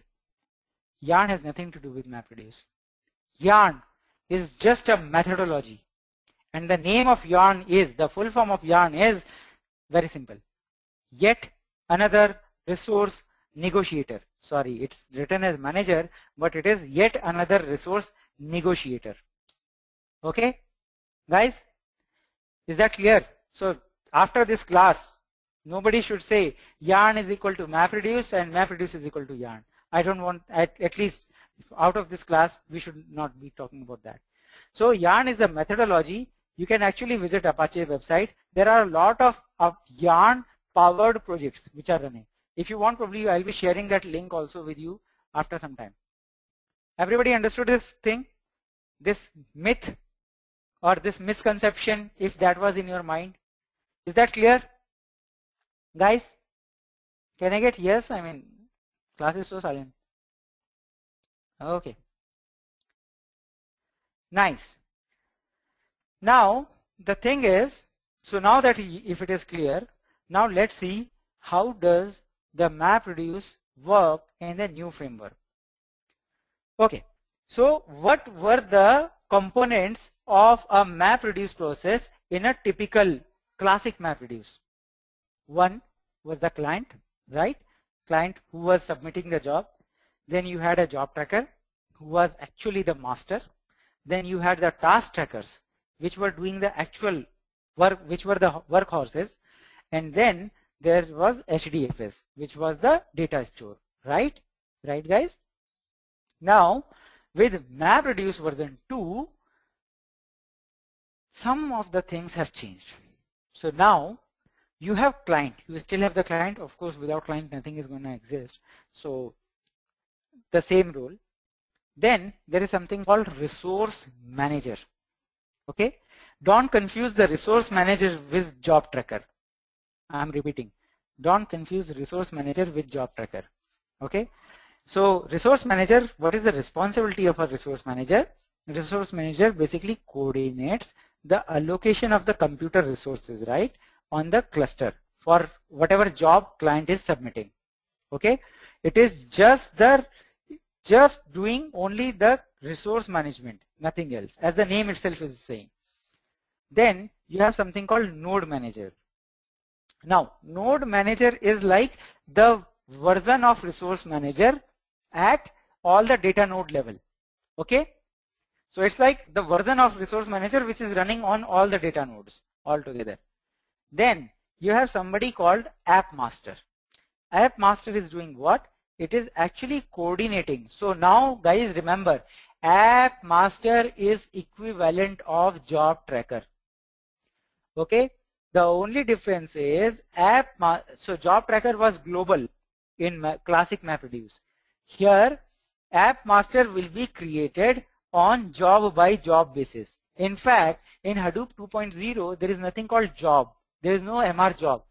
The name itself is given as application. So every MR job which you submit is called an application. So earlier, if you were seeing some job IDs, right? This time there will not be any job ID. There will be something called application ID. Okay?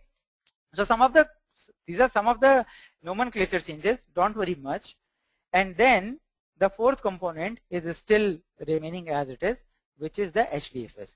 So you have the app master, which is basically responsible for running your job in, dividing it into the multiple map tasks, reduce tasks, and running them. Okay, and then you have HDFS. So some of you who were saying, how would a client know if a node is down or something? Now do you have the answer? Resource manager is the guy who's gonna do it for you, who's gonna do these things for you internally altogether. Okay guys, now looks very flashy, but now I'm going to stitch these pieces together to show you what really happens when you submit a job. And by the way, some of these things might not be really useful for you as an administrator, but as I say, it's always good to know the internals. So I'm telling you these internals, not necessarily all of these things are important for you. Probably these things are very important for the developer who is, writing the job there. Okay. So Chakravarti is saying, can I repeat it? Definitely, Chakravarti. Chakravarti, let me explain the flow. And in that anyway, I'll be talking about the resource manager, app master, node manager, something like container, which I have not yet talked about. Okay. Chakravarti, do you allow me? Okay.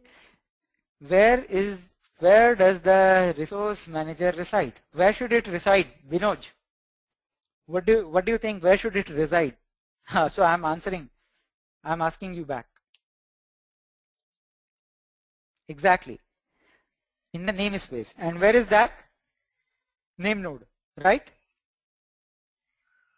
Right? Correct. So you have the answer with you. Okay. Now let me show you the flow, and then probably we'll take a quick break and we'll continue. So now let's see what really happens when you, let's say, submit a job here. Okay. So when the client submits a job, what happens? It goes into the queue, right? Into the job queue, and then the job scheduler picks it up and pass it to job tracker in classic MapReduce, right? Here there is no job tracker. So the scheduler picks your job and then basically assigns it a container altogether. Okay. So basically the resource manager. Now the resource manager is the one which will see a container altogether and will launch the app master instance. So app master is nothing but it's a kind of class. It's just a class in Java. So that's why I'm saying some of you might not be able to relate it, but I'm telling it because it just makes some flow. Yeah, a picture will be clear in your mind. A lot of these things are related to Java. Okay. So it creates an instance of app master class altogether in the container. Okay. Now this app master gets the job information directly from where? HDFS. You remember when you submit your job, basically you are submitting the job information and the input split information, everything in the HDFS, right? You must be remembering from your class 1. So till now flow is same. Only thing is, instead of the job tracker, resource manager is the one who has launched the app master, and app master is fetching the information instead of the job tracker. Okay, till now everything is same other than app master versus job tracker. Now the first change comes. Okay, now what is that first change? Now, okay, let's talk about the job tracker. What does job tracker do? It sees how many input splits are there. Based on that, it launches that many map tasks into the cluster wherever the data is residing. Right, guys? Do you remember that?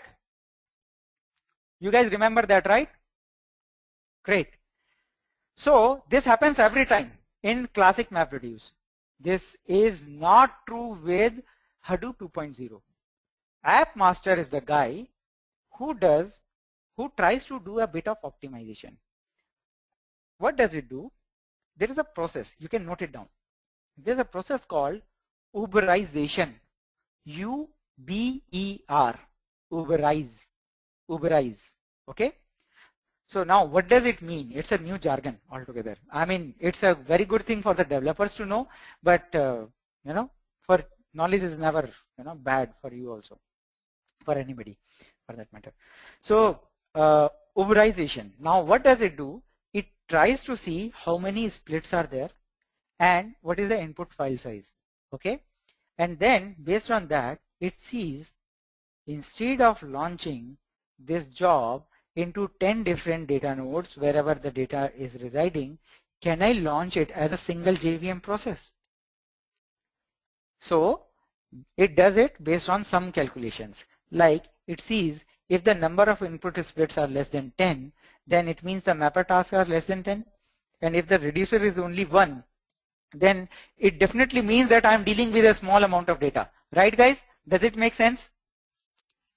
Everybody agrees? Can I get yes? Right?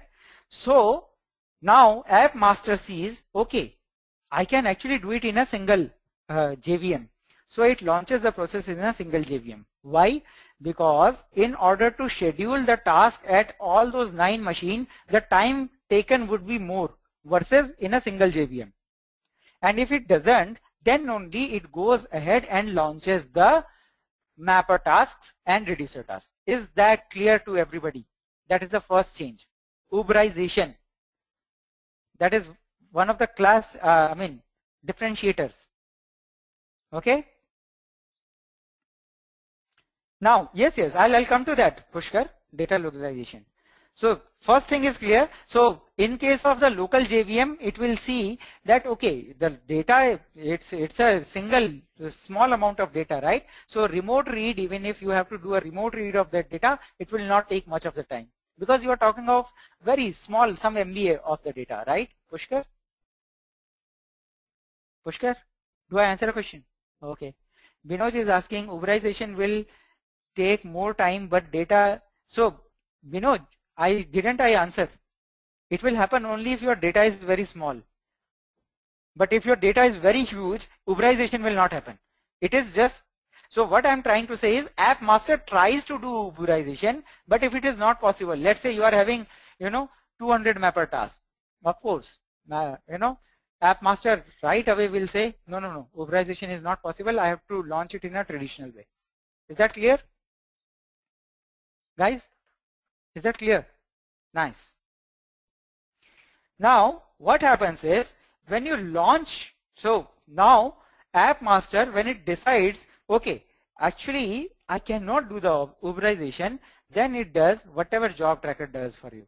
So it sees where exactly the data node are there.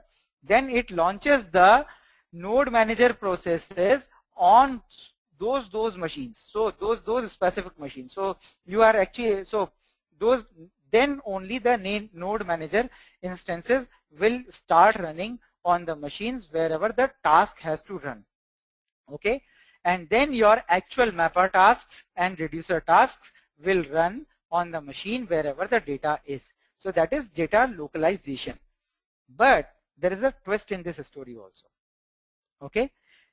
But before the twist, is that clear? Uberization is just an attempt, and after that it is same as classic MapReduce. Is that clear to everybody? Okay, now talk about the twist. The twist is another optimization. What it does is, if you remember from your first class, you basically assign the mapper task or the reducer task to the different data nodes, right?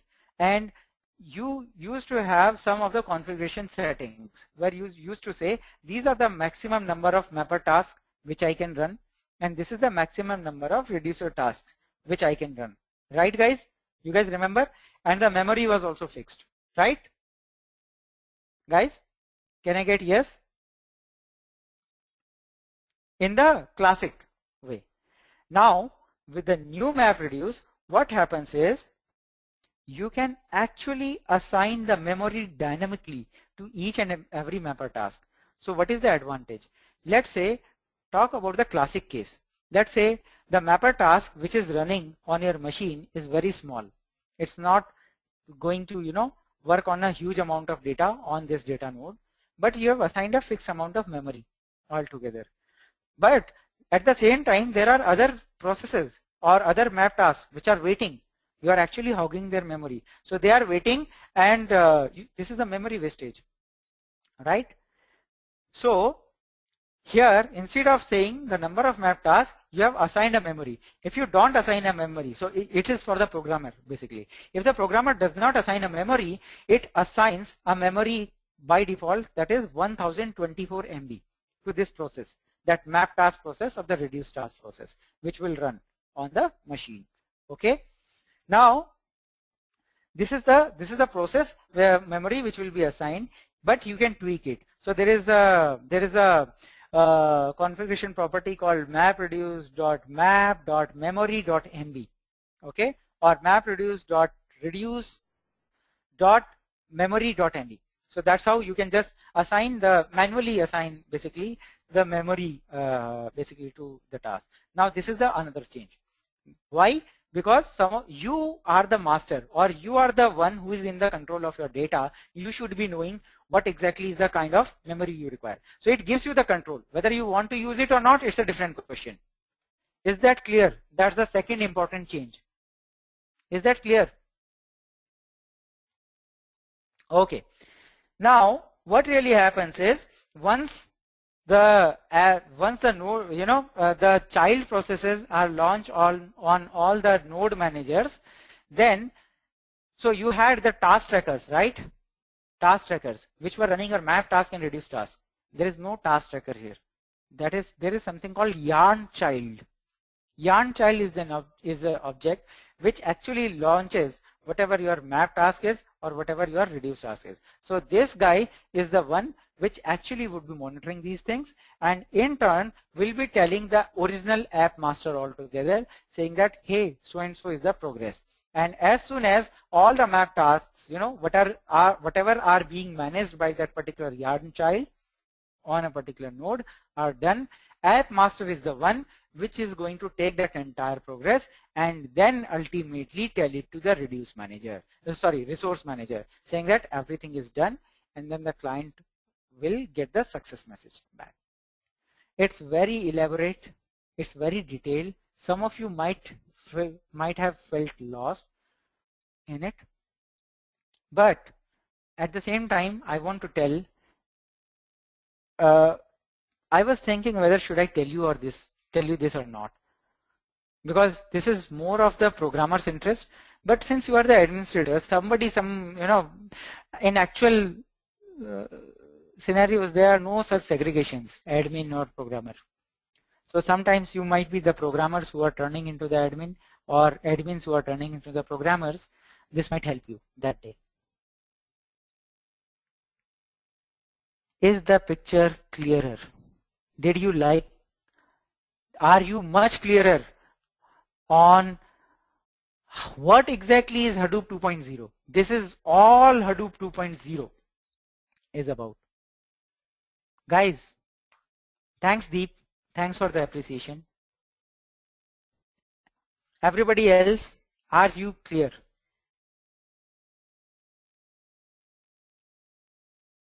Great. Please, but again, don't ask me to repeat it. I'll not repeat this entire process for you. Probably you can just go through the, recording for this, because this was more for the developer, but I still, did it. Okay, Binoj is asking a question. Node manager resides in node? Yes, on a particular data node. Binoj. Okay. Now let me see what is the next thing. Okay, so before we take a break, let's have a look of this slide. And I will not speak anything now. Is it making the sense now to you people? This is nothing but whatever I discussed.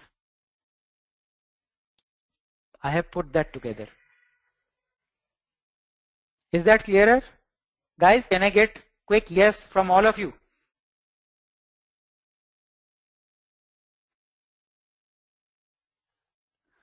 Great. Great. Okay. Now let me see. Okay. So now I'm a bit greedy person, by the way. So now that we have discussed all of these things, let's have a quick poll. I told, right, our class would be completely interactive.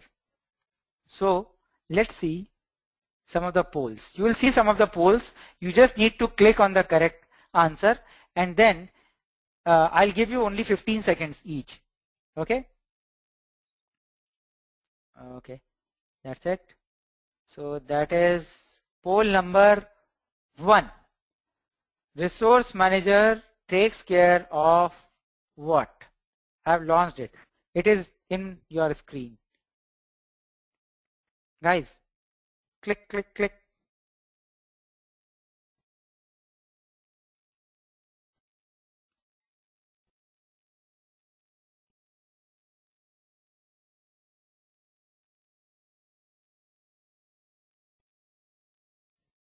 Okay, A and B is the correct answer, guys, for all of you people who have now given. Okay, so Chakravarti, you don't need to answer it in the chat. You can just click. I'll come to know whether you guys have put the answer or not. Okay. Oh, okay, Amit, not a problem. So Amit is on iPad. That's why he's not able to. Okay, now quickly the second poll, which I'm launching now. Launched. NameNode high availability and HDFS are independent of each other. Wow. Voting is less. Voting is less. Please vote, vote, vote, vote. It's close. No problem, Amit. No problem. Oh, it's 50-50. Gosh. They are independent of each other, guys. They are independent of each other. Okay. Now, just closing this poll. The third poll, which is being launched now, is, just a sec. NameNode can be configured in active high availability mode. I'm launching this. Please give me the answer.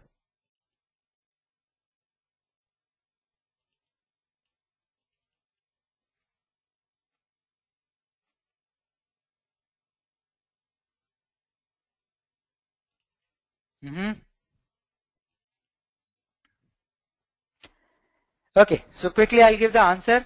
It's actually false. It's active and standby. Active is a different configuration altogether. In terms of the terminology, it's different. Deep is saying out of syllabus. No, Deep, it is not out of syllabus. Nice. I like these comments. Okay, now I'm closing it.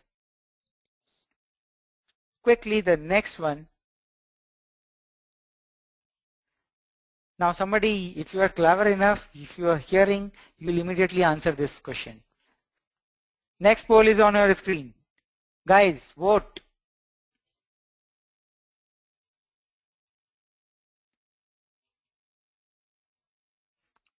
Okay, okay, okay.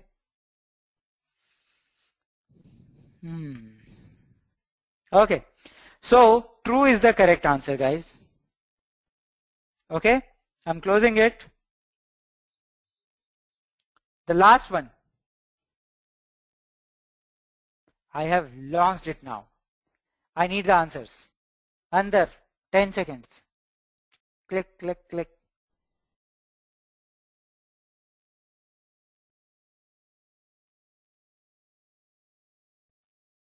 Okay, 45% voting has happened. 50% voting. Guys, 93% who are saying both A and B, that's correct. Okay, guys, I'm closing it. Don't worry if you have not answered also. It's just that quick recap, because you know it doesn't we talked a lot of heavy things. And by the way, I request all of you, once the class is over, do go through your assignments as well as do go through this recording, because we have talked a lot of heavy stuff in this class. Okay, now can we have multiple app master running on a single data node? No. Shekhar, your answer is simple no. Is that clear? Okay. Now, okay, before we see the configuration files, student who got all correct answers should get the goodies. Surbi, if it would have been a physical class, probably yes, but unfortunately I can't distribute chocolates online. Okay, so yep. Now guys, it's 9:02. Do you guys want to take a break of 5 minutes back on 9:07, or you want to continue? Because some of this would be overlap.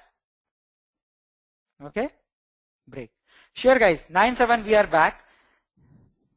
No, Deep, not 10 minutes please, because under only 1 hour and we are yet to cover quite a lot of things. So please. Okay. In fact, I generally prefer 2 minutes break, but okay. Okay guys, so 9:07 I'll be back.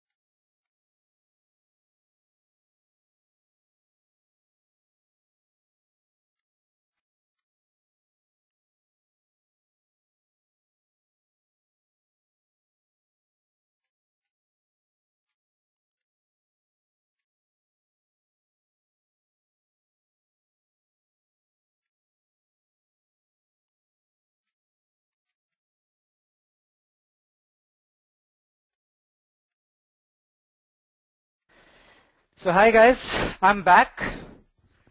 Are you all back? Can I get some yes?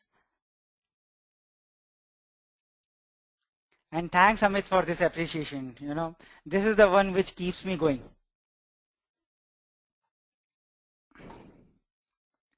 Okay, sure.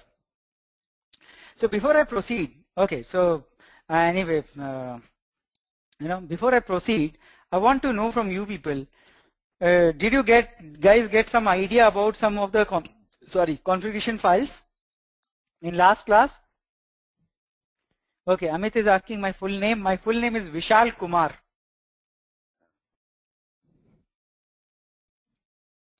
Okay, so now I'm back to my question. So guys, did you get some idea about did you see some of the configuration settings in last class or not? Because based on that, I'll tune the time which I'm going to spend. Oh, that's fantastic if you have seen. So, but I'll still, for the greater good of, all of you who are present in this, we'll take a very quick look at a very high level. Probably it will be more of a recap session. And then, thanks for telling me, because now I can see a hope of completing it within the time also. Because there are other very important aspects which we have to discuss. Okay, guys? Is this okay with everybody? Can I say yes or something, and then I'll quickly. Great. So sure. Thank you guys. Thank you. So yeah, and as you know, I'm not a very fond of talking from the slides altogether. So I don't like to show the slides here. So Deep is saying just got back, need Hadoop system at home for okay. Data RPM. Amit, I didn't understand data RPM. What do you want to say about it? Okay. Okay, so I'm just saying that since most of the configuration settings you have already seen, I'll quickly go through them and it will be more of a recap. We'll see them directly in the machine. So probably last time you were seeing them somewhere else. I'll just show directly in the Cloudera virtual machine CDH4 image, which I'm having. And then, so rather than discussing them on the slide, it's always good to show them on the machine itself. Okay, so don't worry, some of the settings and all anyway you have gone through. Some of them would be available as the screenshots also in some of the slides. So once we discuss them from the machine, it becomes much faster for us. Okay, now let's talk about basically the configuration setting files and all. Okay, and then we'll see what exactly is the new thing with Yarn. So this is my Cloudera VM with CDH4 image. So the first thing is, where do you see your basically your configuration files?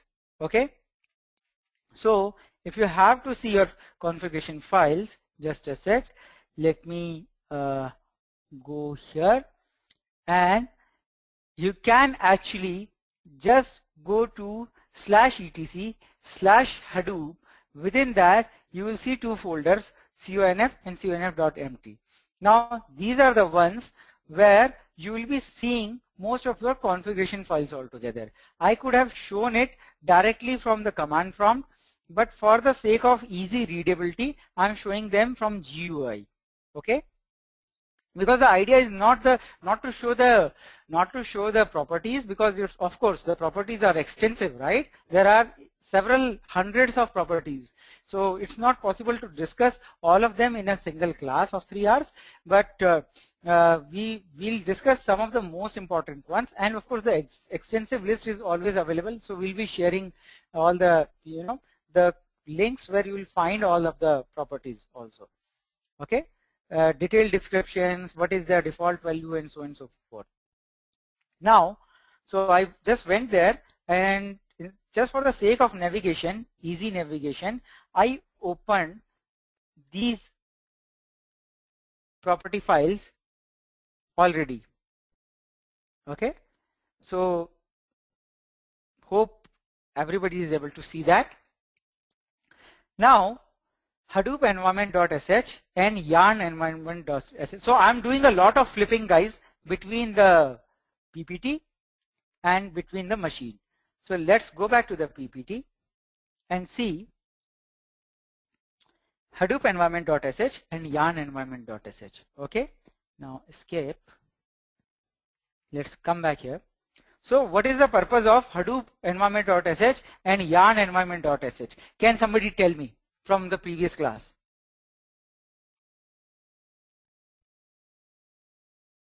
So Keshav, I'll answer your question a bit later. Is that, if this is okay? Keshav? Because whatever you are asking me is an assignment actually.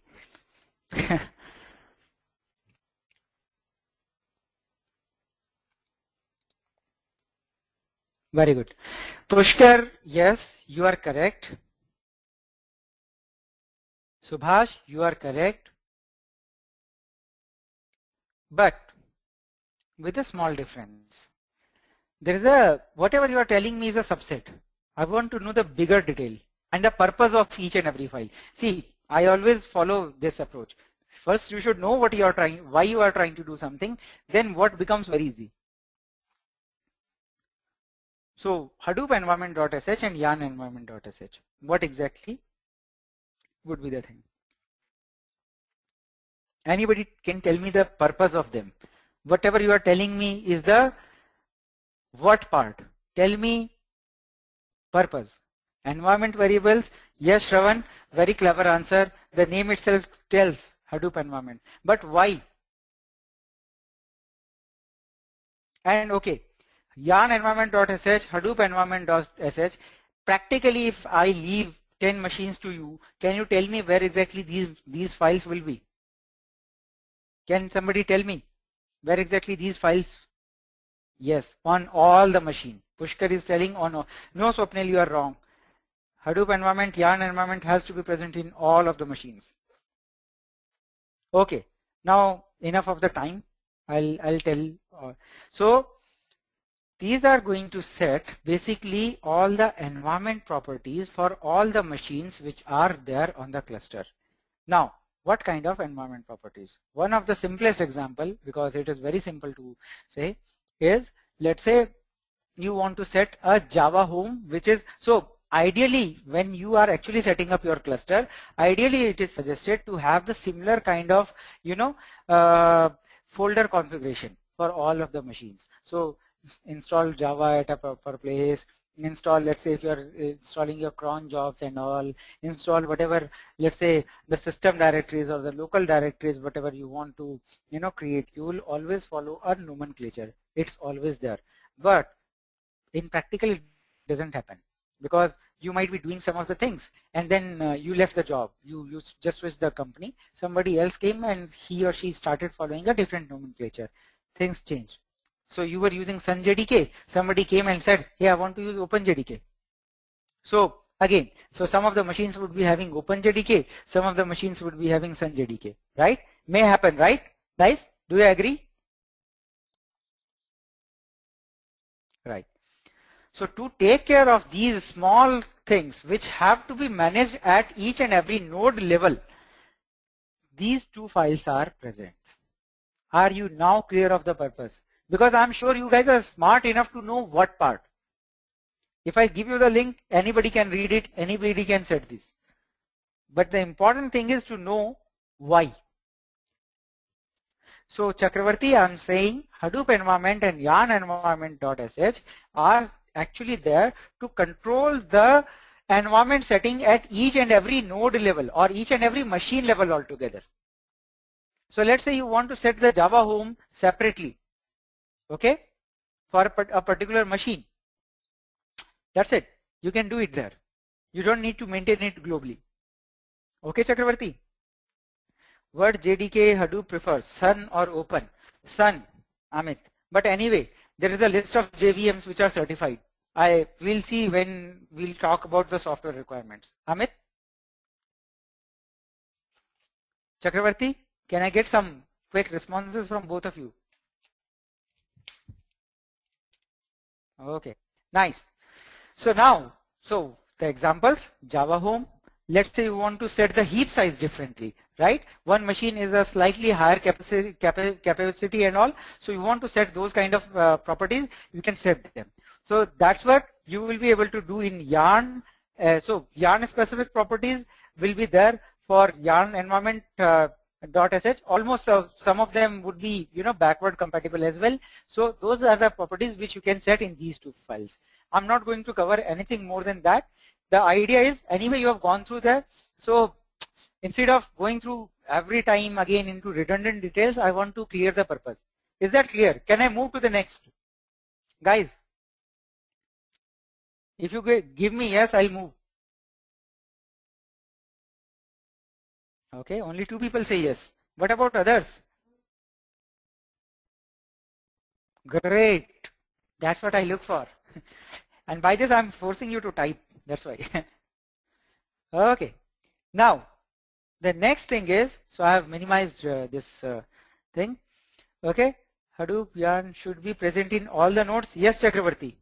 Your answer is yes. So Chakravarti is asking whether these files should be there on every node. Yes. Including the name node, including the standby node, including everything. Okay. Great.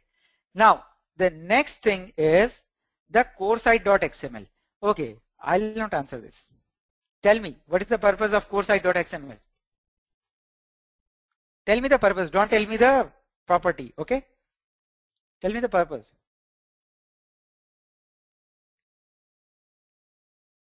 Guys, quick.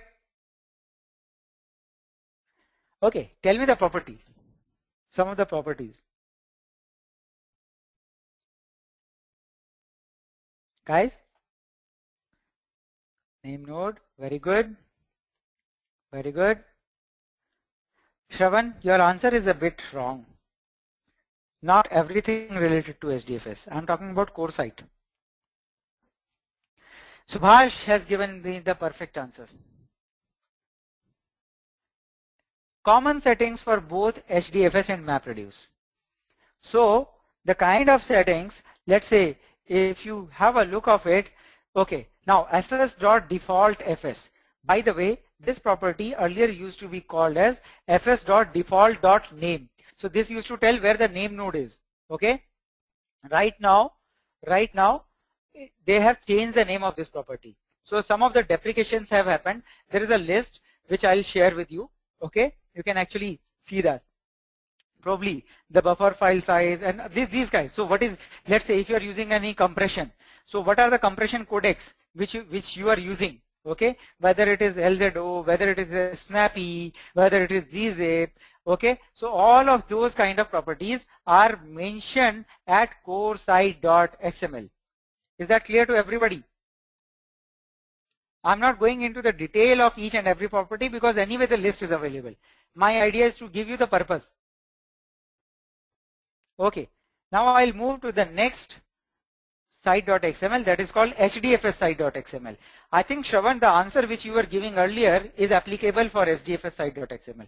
So anybody else, do you want to give me the answer for HDFS, the purpose of HDFS site.xml? Guys, storage related? Yes, Naresh. I liked your answer, Naresh. To declare HDFS variables. Pushkar, I'll just change it a bit. I don't call them as variable, they are properties. I mean, there is a debate that what do you call as property or what do you call as variable? It's typically not a variable, it's a property in terms of the XMLs, configuration settings actually. Okay, Pushkar?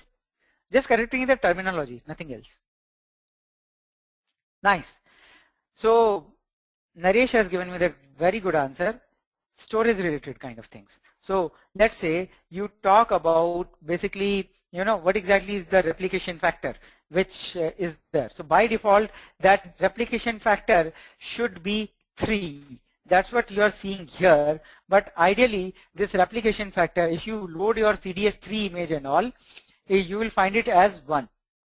Okay, and then of course your basically dfs.data.directory and dfs.checkpoint.directories. So where exactly your data directories are there, data nodes are storing the data data blocks all together.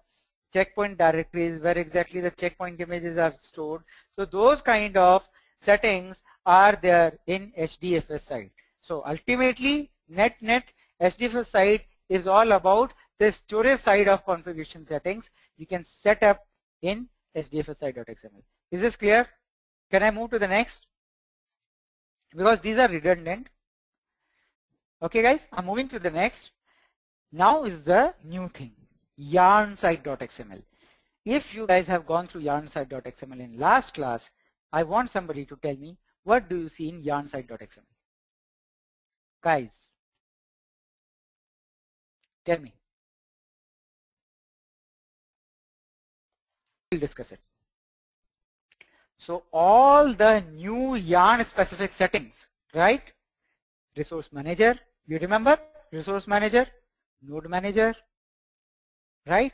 So those kind of settings are done in yarn site.xml. Just a sec. Let me see yarn site.xml. So node manager, auxiliary services.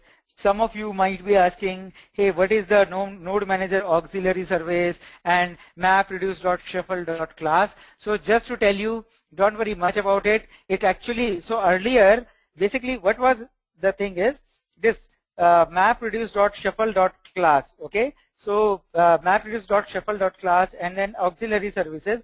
Basically with MapReduce part 1, okay?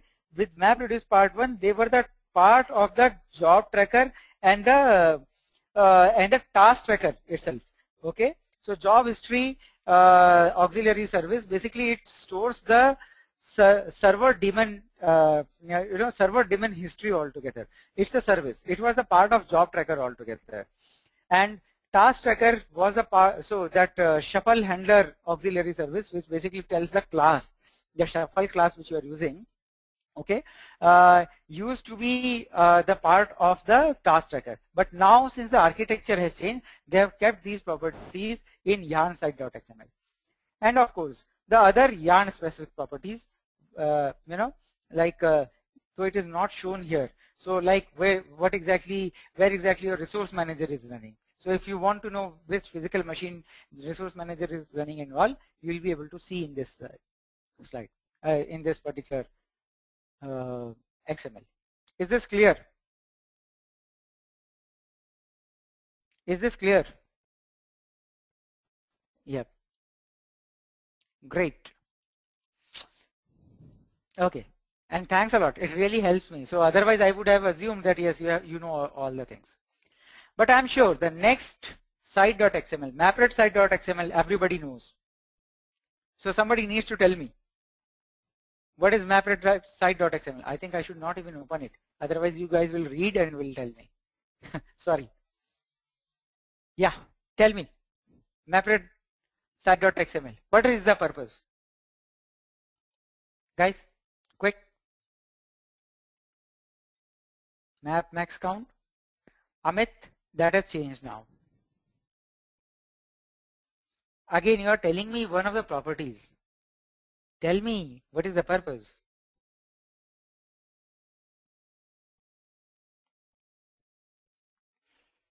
Okay guys, so the purpose of MapRed site.xml is to take care of all the MapReduce related settings.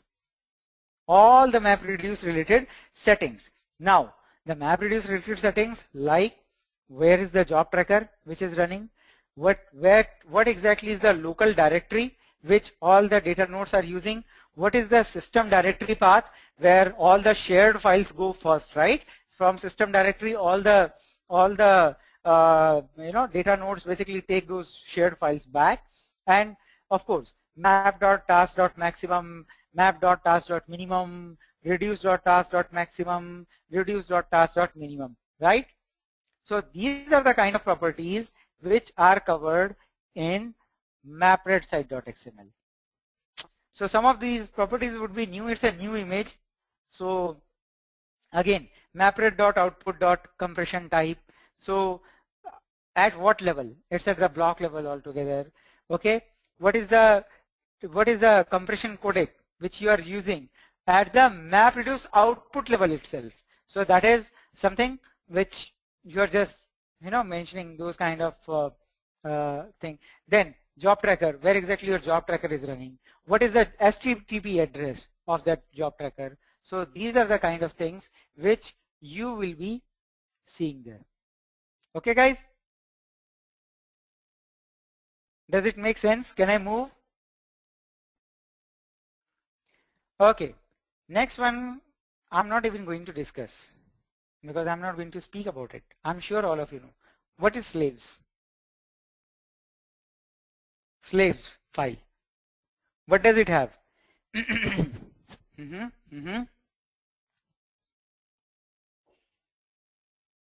Great. Okay. So basically it tells you all the data nodes which are present in your cluster. One per line. So if let's say you are having 10 data nodes, so there will be 10 entries. Either the IPs, the best practice is the entire machine name. Okay, because IPs may change. Okay, now, so if you see your slaves right now, how many entries would be there? Only one, because you are using it in a pseudo distributed mode, right? Only on the name node? No, it's present everywhere. But it is used by the name node for the startup and shutdown. Okay. Shravan is asking core site one more time, please. Okay, sure.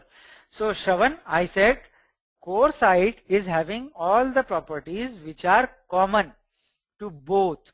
Common to both in the sense for HDFS as well as MapReduce. Okay. Is the purpose clear? So core, as the name says, core, it is common to both of them. Okay guys, Shravan. For both, yarn or MapReduce, both. So yarn is what? MapReduce is what? At the end of the day, within yarn, you are running MapReduce only, but in a different way.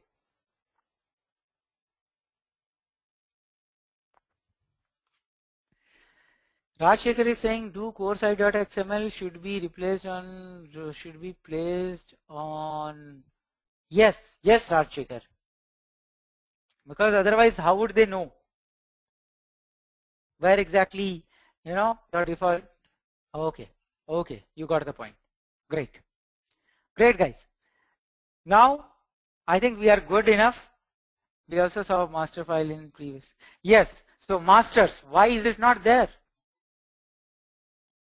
Wow, Gajapati. But I asked this question first, so you need to answer it. Okay. Why master file is not there? Why is it not there, guys? Didn't I tell that there are now multiple namespaces? There is active, exactly, all of you have given the correct answer. Okay, all of them are having passive name nodes. The secondary name node is still there, but it is completely manual and optional. So it need not to be maintained by the server, by the what do I say, by the framework. Okay, Gajapati? Nice, nice. Anyway, I was just kidding. Okay, that you need to answer it. Okay, guys. So with this, you have helped me a lot. How? You have actually saved a lot of time for me, because the next some screens are nothing but just the screenshots. See this? I mean /etc/Hadoop. This is what, it's just a screenshot, nothing else. Now this, I was just telling you guys, right, that fs.default.name, I'm just spending some time because anyway it will be there in LMS for you. So fs.default.name, basically the name is changed. So this is the deprecation. So even if you use the old names, okay, but they are deprecated. It's better to use the different name. So dfs.http.address, right? If you remember, it is now dfs.namenode.http address. Just the name changes and nothing else. You can actually get all, see this, the old property names are now deprecated, but they still work. Okay, and this is the link. If you just click, you'll actually be getting all the list of deprecated properties. Okay, guys? Because this is just an information, not much of the, I would say, knowledge here. Okay, can I move, guys? Please say yes or no. Nice. Okay. Next. So I'll quickly move through them. Hadoop environment.sh, yarn environment.sh. See, now that we have discussed, if I would have done reverse way, right? If I would have shown you the PPT first and then the system, it would have taken a lot more time. But now I'm not spending the time on these slides because we have discussed already these things, right? Next. It is just enforcing the things, whatever we just told. Do you need any explanation on this slide? Or I'm sure it should be very, very clear by now. Right, guys?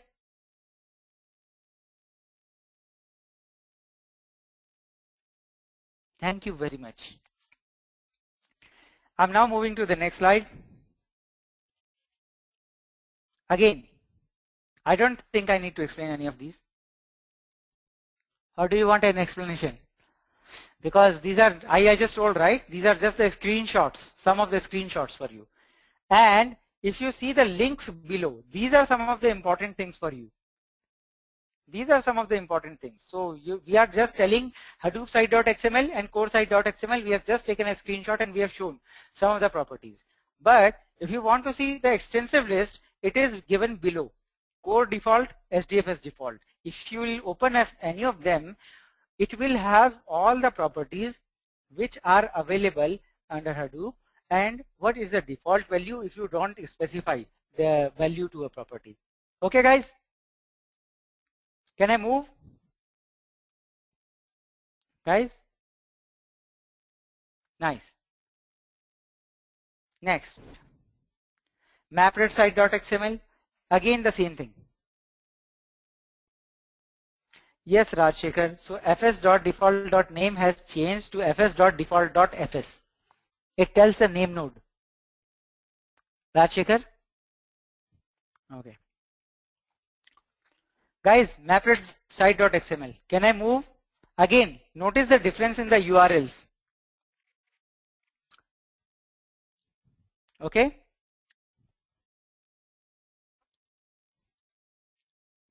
Okay. I'm moving to the next. Yarn site.xml. Now this is what you didn't see in the machine. So it is actually telling you where exactly your resource manager is running. So an actual this would be the machine name and the port would be 8021.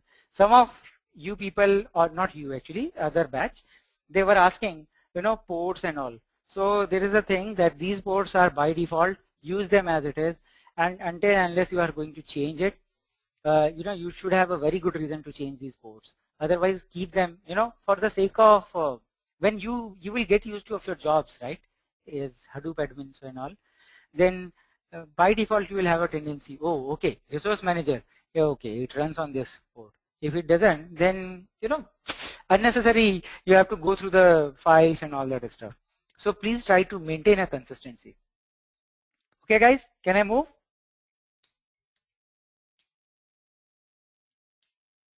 Can I get a yes? Nice. Because there are some more interesting things to discuss rather than these slaves. Again, I just talked about the slaves. Because some more interesting discussion is coming now, which will be really useful. Okay, I'm moving. I'm not even asking you whether I can move for this slaves. Now, the next is Okay, so this is just a testimonial. So Facebook is saying, you know, how Hadoop changed their life. Okay, that is standard, that thing. So please read it at your own leisure. Nothing much to be discussed about this. Okay, just one of the testimonials from Hadoop. Okay, sorry, from Facebook.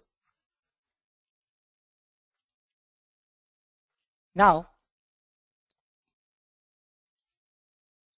yes, this is something I'm sure I'm going to take at least 10 minutes to discuss it. 10 minutes. And this will set the tone for remaining some 5 or 6 slides. Okay? Have a good look of this slide. I'll give you some seconds. Then I'll discuss these things. Some of the things which will be interesting, some of the things which some of you people were asking at the start, and I was saying that, hey, I'll discuss these things. Okay? Just a sec.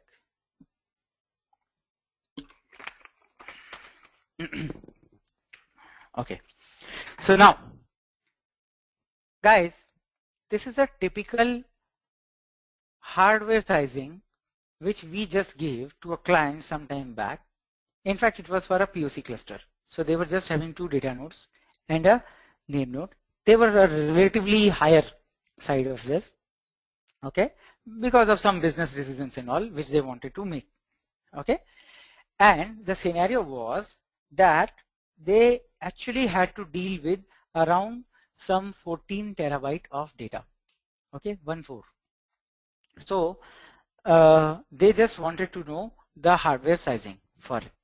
So some of the things now we'll, Amit, yes, let me, you know, continue these things one by one. I'll come. Okay, Amit? Amit is asking CentOS, no Ubuntu. I'll come to that. Now, the thing is, so this is a sample. It's again indicative. Your use case will change from a place to place. So wherever, you know, your requirements. So we'll discuss about the aspects which you should keep in your mind before designing or before giving any estimation to your project manager also. Okay. Now, let's talk about the NameNode. So it was suggested to have a RAM of 64 GB. Hard disk is only 1 terabyte. Okay. As all of you know, NameNode is the one which is going to maintain all the metadata of all the data which is stored in the data nodes, right? So it's a memory hungry. And okay, by the way, it is for Hadoop 1.0 because as of now there is no instance which is known to us which is there in Hadoop 2.0 in production. Okay, guys. So just wanted to make this disclaimer before going ahead. Okay, so if somebody asks me active node, passive node and all, I don't have that answer as of now because you know, there is no such sizing which is available with us as of now. So now let's talk about this kind of sizing. So you understood, right, why RAM is so high, and the hard disk is relatively on a lower side. It's only 1 terabyte, though 1 terabyte is quite high, but if you see the data node configuration, you are actually having 12 terabyte of hard disk. So at the, it doesn't really store much of the information at the hard disk, right? So basically, you just don't need a lot of hard disk, but you need a very high RAM. And then the processor is going to be a very strong processor, Xenon processor, basically with 8 cores. So that's the processor we suggested. And of course, the Ethernet requirement, again, it is going to be standard across the cluster. And OS is 32-bit CentOS. But remember, the moment you will come to CDH4, okay, the moment you will come to CDH4, it will be 64-bit CentOS. Okay, it will be 64-bit CentOS altogether. Okay, guys, is that clear?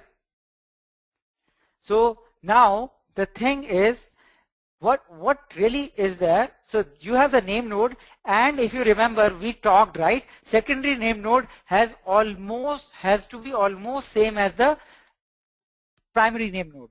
So if you see, other than the RAM, which is 32 GB, half of it, but still it is on a higher side. Okay, and remaining things are one and the same. And of course, the processor is also a bit less, but again, it is high enough. So that's what is the secondary name node. Is this clear? Why is there a RAM difference in the name node and the secondary name node? Because, Shekhar, the thing is, name node is the one which is actually taking care of the clients, and the secondary name node is the one which is almost like just taking the backup and doing nothing else. Only when you need to do the failover manually in this, then only you can actually increase the RAM at that point of time. Or many times in practical scenarios, first of all, it doesn't happen. So it's a very rare phenomena that name node will go down. Even if it happens, the first attempt would be to make the original name node up. Is that clear, Shekhar?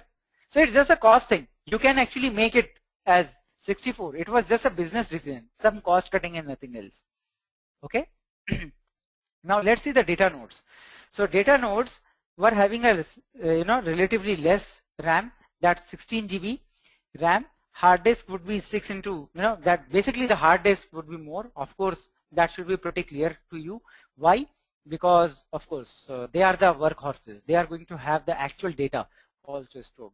And then the processor is relatively low. So 2 cores, Xenon processor, 2 cores, and the remaining things remain as it is.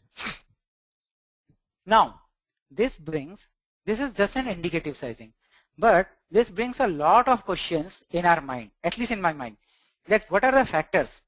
On what basis did I give this sizing? Or what, okay, rather than this sizing, on what basis I will give the sizing sometime in future? Okay, so there are some factors which you should keep in mind. We are going to discuss them now. Before I move forward, Amit, I think, was asking the question that why CentOS and no Ubuntu. There is nothing which stops you in using Ubuntu. CentOS is almost like a standard, okay, and there are other OS also. I'll discuss them when I'll talk about the software side of it. Okay, guys, is that clear? Great. Shekhar is saying, is there a RAID factor also involved? Typically, no. Typically, no. Shekhar? At least in this case, it is not. But yes, if your business asks, then you have to think about it. Okay? So, no RAID, please. No, again, it depends, Shekhar. So for this sizing it is not involved. But if you are going, let's say, for a bigger production cluster altogether, right? At that time they would ask you with the RAID factor you just need to give us. Okay, Shekhar? I think Senthil is asking. Senthil, I'll answer your question. Raman is saying CentOS is a flavor of Linux. Yes. So it's a distribution of Linux, just like Ubuntu, just like Mint. That's it. CentOS. Raman? Okay. Now, Senthil is asking a question. NameNode 32-bit OS, will it support 64 GB RAM? Okay, I need to check it once more on this. Should be, but I'll have to check it once more. Senthil? Probably we'll check and get back to you on this, please.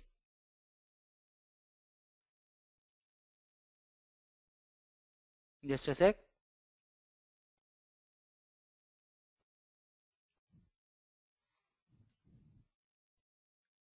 Okay. Now let me. Oh, okay. So one thing you forgot, Senthil, that it's multi-core here. So the RAM is actually going to be divided across different cores which you are using, right? Senthil? Okay. In fact, I also didn't notice it. Then I immediately thought, oh, that looks impossible. So, okay, thanks. It's a discovery. I mean, I just discovered it while talking to you. Thank you, Senthil. It's an intelligent question. I appreciate it. Now, let us quickly move away from it. And then let's talk about some of the factors here. Okay. I'll spend quite a lot of time here, and then we'll spend very less time in the coming slides also. Okay. So guys, first thing is Hadoop cluster. Let's say you are doing it in a single machine. All of you know when you should use a single machine. It's very good for testing, development, very good. But the other side of it is you cannot use it in production. Whenever you have to go with a huge amount of data, sorry, you cannot do it. It's probably good for prototyping and all, right? Nothing more than that. Small clusters. This is where most of the Hadoop practices start in most of the organizations. POC clusters. Generally, I call it as POC cluster. So initially, somebody will give you a budget. Okay, hey, you know, there are these 6-7 laptops are there. Okay, go ahead and make your cluster. That's it. So that's where, you know, initially you will start with this. It will be good. You will get a fully distributed flavor and, you know, understanding of that. But again, when the data volume is growing, this is not going to scale, right? I mean, you have to keep increasing the nodes. And the moment you will keep increasing the nodes, it will become a large cluster with some changes. Okay. So small clusters are good for POC, but not for the production and all. Okay. Again, it might be false also, because some of you might be dealing with large data, but not really at you know, several terabytes level. So probably that 4 and 6 might help you also. So, but again, okay. Are there any known factors would negatively impact RAID zeros? Are there any known factors that will Shravan, I need to check that back. Is that okay? Okay. So, or let me first, you know, complete some of the sentences. Or if probably from support, if somebody is going to answer this question right away, probably yes. Okay. I think somebody has answered your question already. Okay. Now let me go back and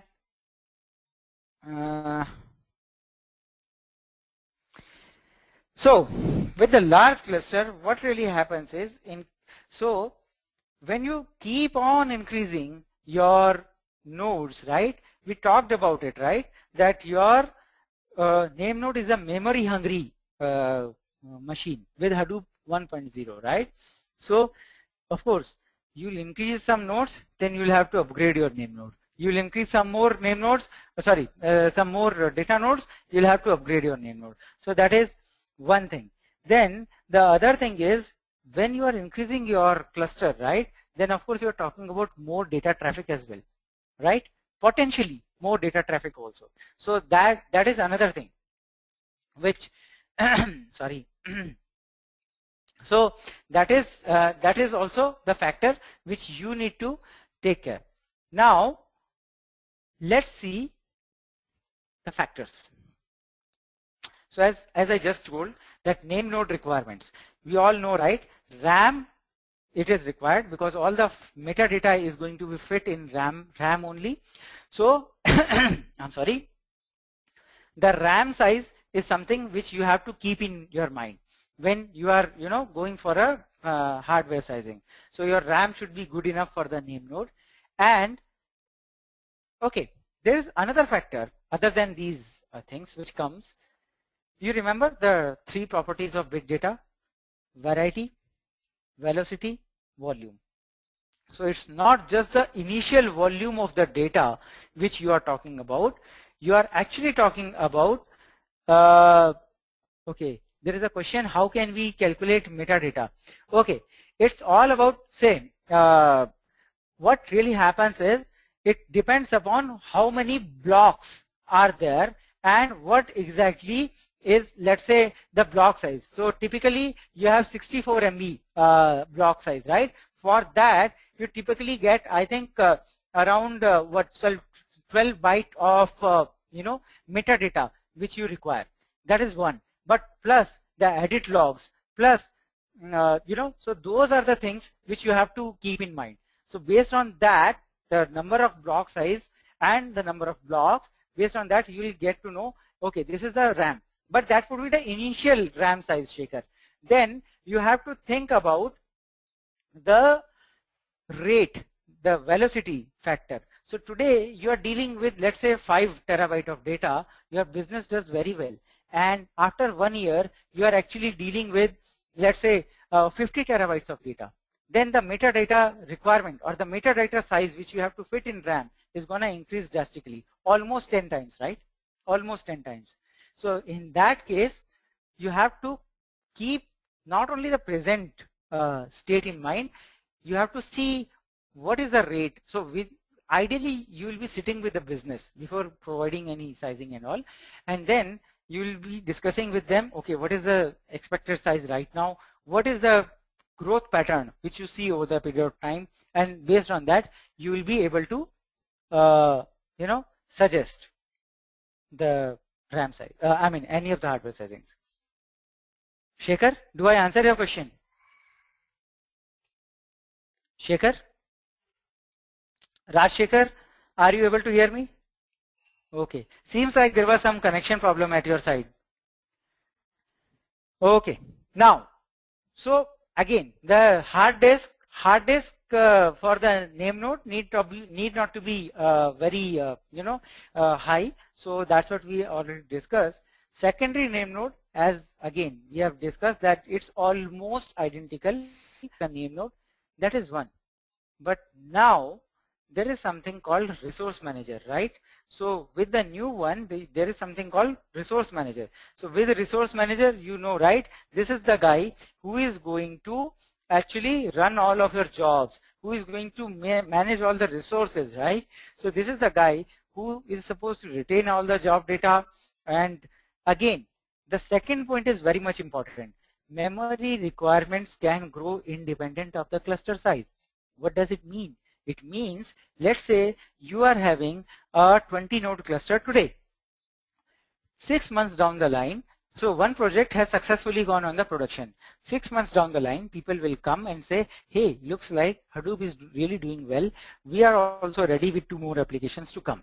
Now, you are having a lot of clients which are dealing with the same amount of data.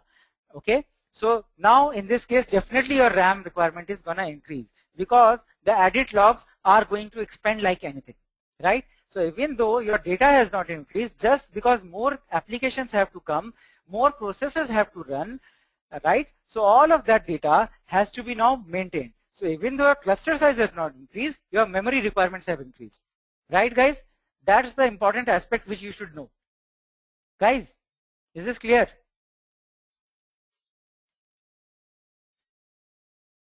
Yes, yes, Shravan. It runs on all the name nodes. Shravan, to answer your question, 1 per namespace is the perfect answer, which I should say. Okay, Shravan? Okay, now about the slave hardware. I mean, there is absolutely not much of the things which are different here. So you have to think from the storage side. Of course, the storage side, of course, the storage has to be, high on this side.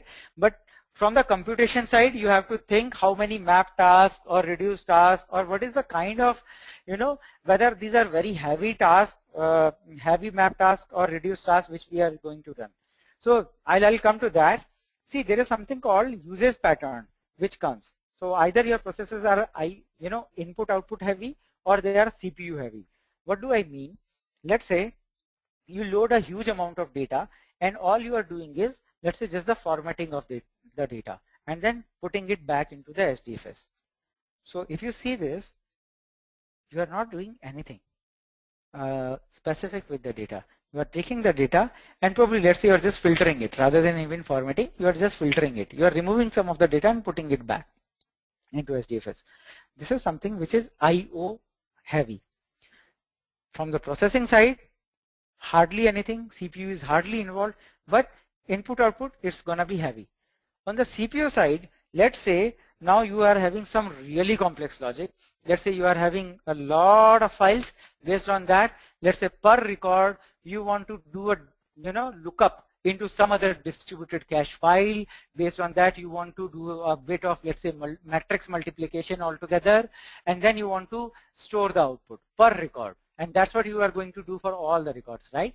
Now a lot of CPU power goes for this, so you have to think is how exactly is my processes are. And then the another complexity comes, whatever we talked is good for one application, okay, probably one project. When you are the administrator for a company, then there will be a lot of projects. So some of the projects will be IO heavy, some of the projects will be CPU heavy.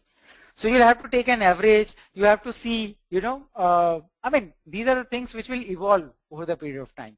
So you have to see on an average, are all of the projects are IO heavy, or most of them are IO heavy, or vice versa. So based on that, that slave hardware, or these are the things which are going to change from machine to machine.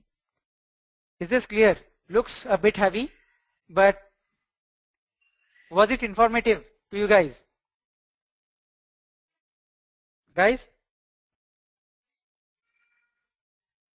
Okay, nice.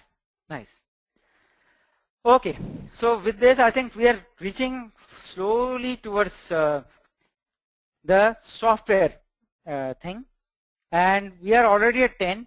I don't think I'm going to take more than under 10 minutes. Are you guys there with me for under 10 minutes minimum? I request you to be with me. Oh, thank you. Thanks for the support. Sure, guys. Now, so that was the hardware side. Let's talk about the software side. And somebody was talking about rsync at that point of time. We'll see now. Operating system, Linux is the only production quality option today as of now. Okay. Most of the places people are using Red Hat Enterprise Linux because, of course, paid support and everything. But if money is a problem, and some of you guys want to go for other distributions, CentOS is suggested, but nothing stops you on going to Ubuntu. I myself have been the part of one such implementation where we didn't choose anything other than Ubuntu. Okay. Now, the only software Java side, so on the language side, you need Java. JDK, of course, that's the most critical software. Why? Entire Hadoop is written in Java. So list of the tested JVMs is available, but as a personal advice, I will say go for Oracle JDK or Sun JDK, 1.6 onwards. Okay. Now, other than this, some of the utilities, OS utilities, SSH. You need SSH. I think some of this was covered in the last class, if I'm correct. SSH you need because you need to, basically the job tracker or the master machine has to contact all the machines, and that access has to be passwordless access. Of course, I mean, that is too obvious thing. And then cron jobs. So again, you now know, right? A lot of your scheduled jobs which have to run. So they would be called through cron jobs altogether. Nothing much specific here. The last 2 points are very important, NTP and rsync. So NTP is network time protocol. Of course, now your processing is distributed, so your time stamping, right, for all the files which are generated, for all the operations which are happening across different machines, right? So that is something for which NTP is required, and rsync. So if you guys remember rsync, can somebody tell me why rsync is required? Because I'm not using it for primary name node and secondary name node, guys. So why is it required? Can somebody tell me? Delta. Amit, you are telling me the property of, I think you were the only one who asked me last time also. You are telling me the property of rsync. To copy the only the updated data, exactly. And also, if you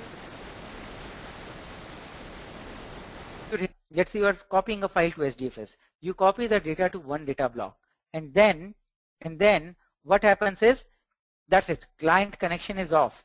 That internal copy happens between the data blocks themselves, right? That's where the rsync will be used. Revealing? Making sense, guys? Great. Great. So now I'll move to the next slide. So this was about hardware and software requirements. Now I'm reaching to the last part of it. I will have some personal recommendations, of course, because of you know. So just a second. So rsync is used at NameNode or data node or both. Shravan to answer at all the machines. Shravan, did you get your answer? Great. Now there are several distributions of Hadoop. So like Linux, right? Linux have multiple distributions of Linux. Like you have Ubuntu, you have Mint, you have RHEL, you have CentOS, so on and so forth. Kubuntu, Xbuntu, name it, right? Similarly, yes, Fedora, yes, Gajapati. I mean, sorry, now I know. I think you are the fan of Fedora, probably. So please don't take offense that I didn't mention it. I'm actually a fan of Ubuntu. So anyway, so yeah. Now the thing is, similar thing has happened with Hadoop.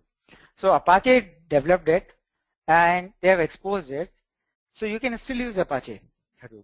Only thing is, the problems which you'll face is the cluster setup would be might be a bit complex, though personally, this is only my personal experience, I don't find it very complex, because only thing is the pain which you have to take is every item or every part of the Hadoop system has to be installed manually.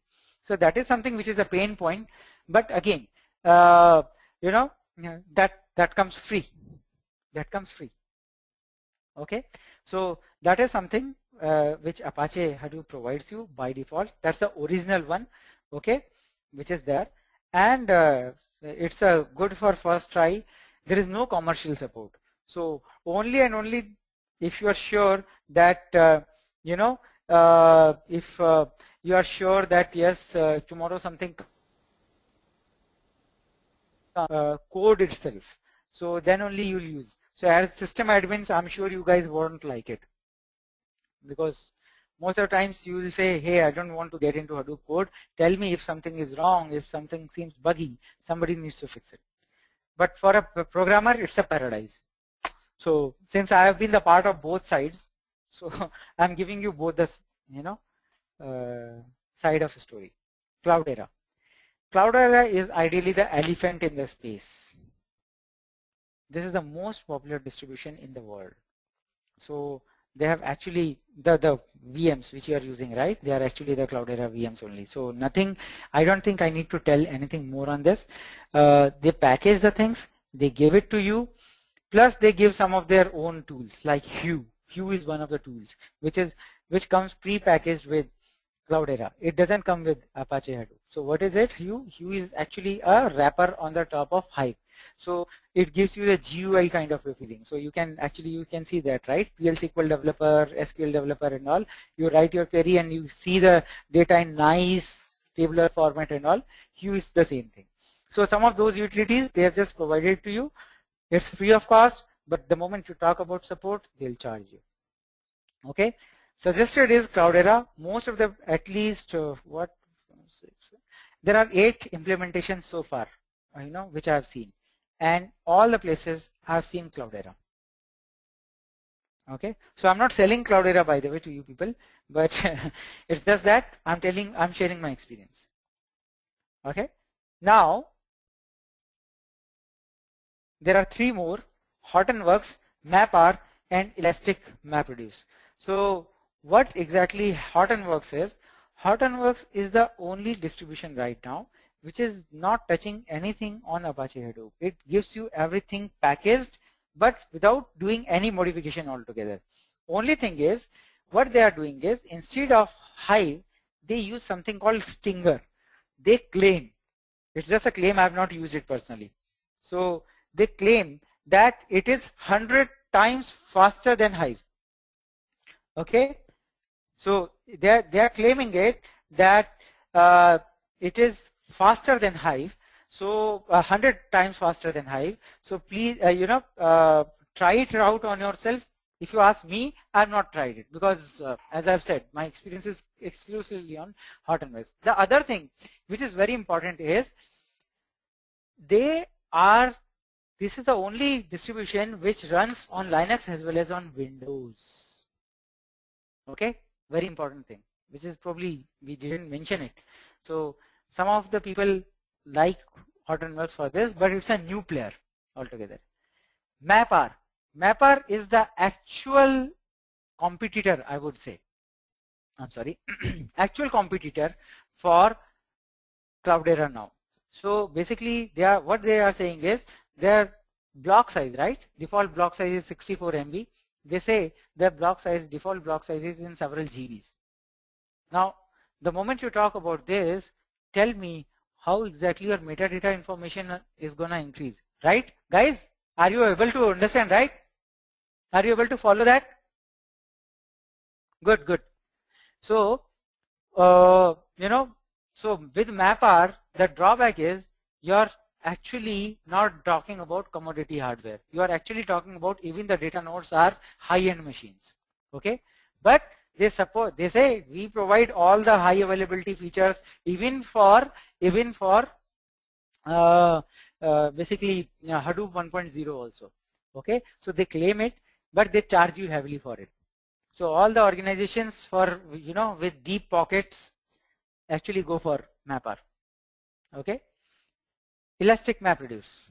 What is Amazon Elastic MapReduce? Can somebody tell me? What is Amazon Elastic MapReduce? Okay, probably somebody can say, hey, we don't know, that's why you're in the class. Very good, Amit. It's a web service. It's a web service at the end of the day. So what does it really happen? What does it really do is you can actually just write your program and run it. So they'll provide you the nodes for the MapReduce which you have to run. The good thing is you can do the upscaling, downscaling based on the data if it increases or decreases over the period of time. And then they will charge you only for the time in which you have utilized their cluster. That's it. The only drawback is, as of now, only other than MapReduce, only Pig and Hive support is available.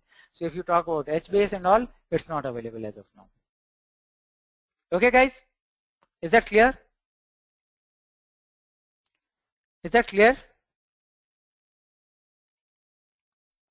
Great. So that brings the session to the end today. The assignment. There is something which I personally suggested here to make it a bit interesting. All of you have done 1.0 setup by yourself, would have done. Try to do single node 2.0 setup on your machines by seeing it on Cloudera website altogether. I'm suggesting Cloudera, download manager and all. Okay, will you do it? And we are not providing you any steps because it's like step 1, step 2, step 3 and step 4. See, in VMware everything will be pre-configured, right, Amit?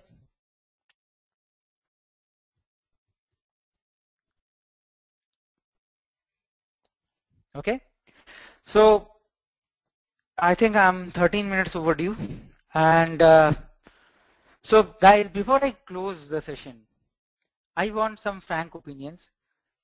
You guys, did you like today's session?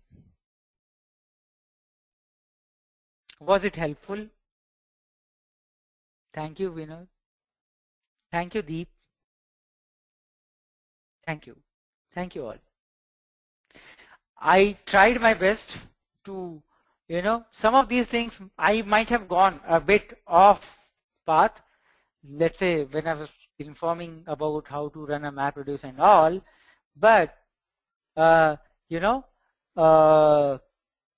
the end of the day, when you will be doing your job, sometime or the other day, the lines, these lines will blur. Somebody will say, hey, you are not only admin, you are the developer, or you are not only developer, you are the admin also. Okay, so this will be useful. Shravan is saying, one thing I feel missed in this class is high availability is with QGM. Okay, yes. So Shravan, very good and very clever thing. So most of the people don't even know about QGM. I didn't want to confuse, QGM a lot with QGM a lot, because high availability itself is a bit new concept for people. So if you want, probably we'll be able to discuss it, or if you have some sort of doubt also, you can probably just drop a mail also for that. That's right, because we are not here for a complete reference altogether. Otherwise, it will become a lot of information overload. At the same time, I have to keep it interesting also for you people. Shravan? Sure. Yes. So instead of sending the mail directly to me, you can in fact send it to Hadoop admin at the rate so Chakravarti is also asking the same question. So Hadoop admin at the rate edureka.in, because I might be working at some time, or I might be taking rest at some point of time, but Hadoop admin at the rate edureka.in would be there 24/7 for you. That's right. Just to make your answers much faster. Okay. Binoj is asking, where are you working now? Too personal question. Okay. Sometime if we'll be able to catch up later, I'll tell you. Senthil, I have just created a Google. Okay, Senthil, yeah, I saw that you have posted it earlier also. So Senthil is created Hadoop admins at the rate googlegroups.com, and he wants to interact. So yes, it's a very good thing, Senthil. But at the same time, I would say there are discussion forums in LMS.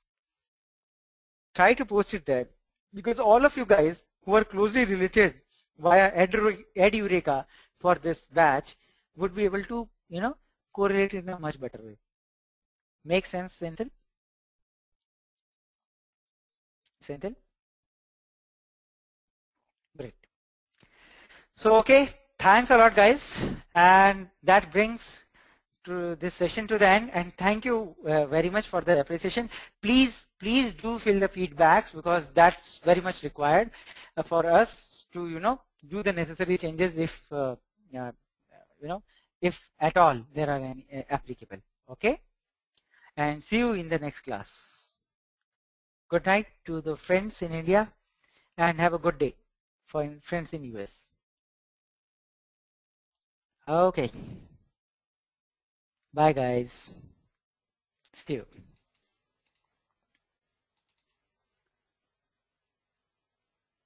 Mm-hmm.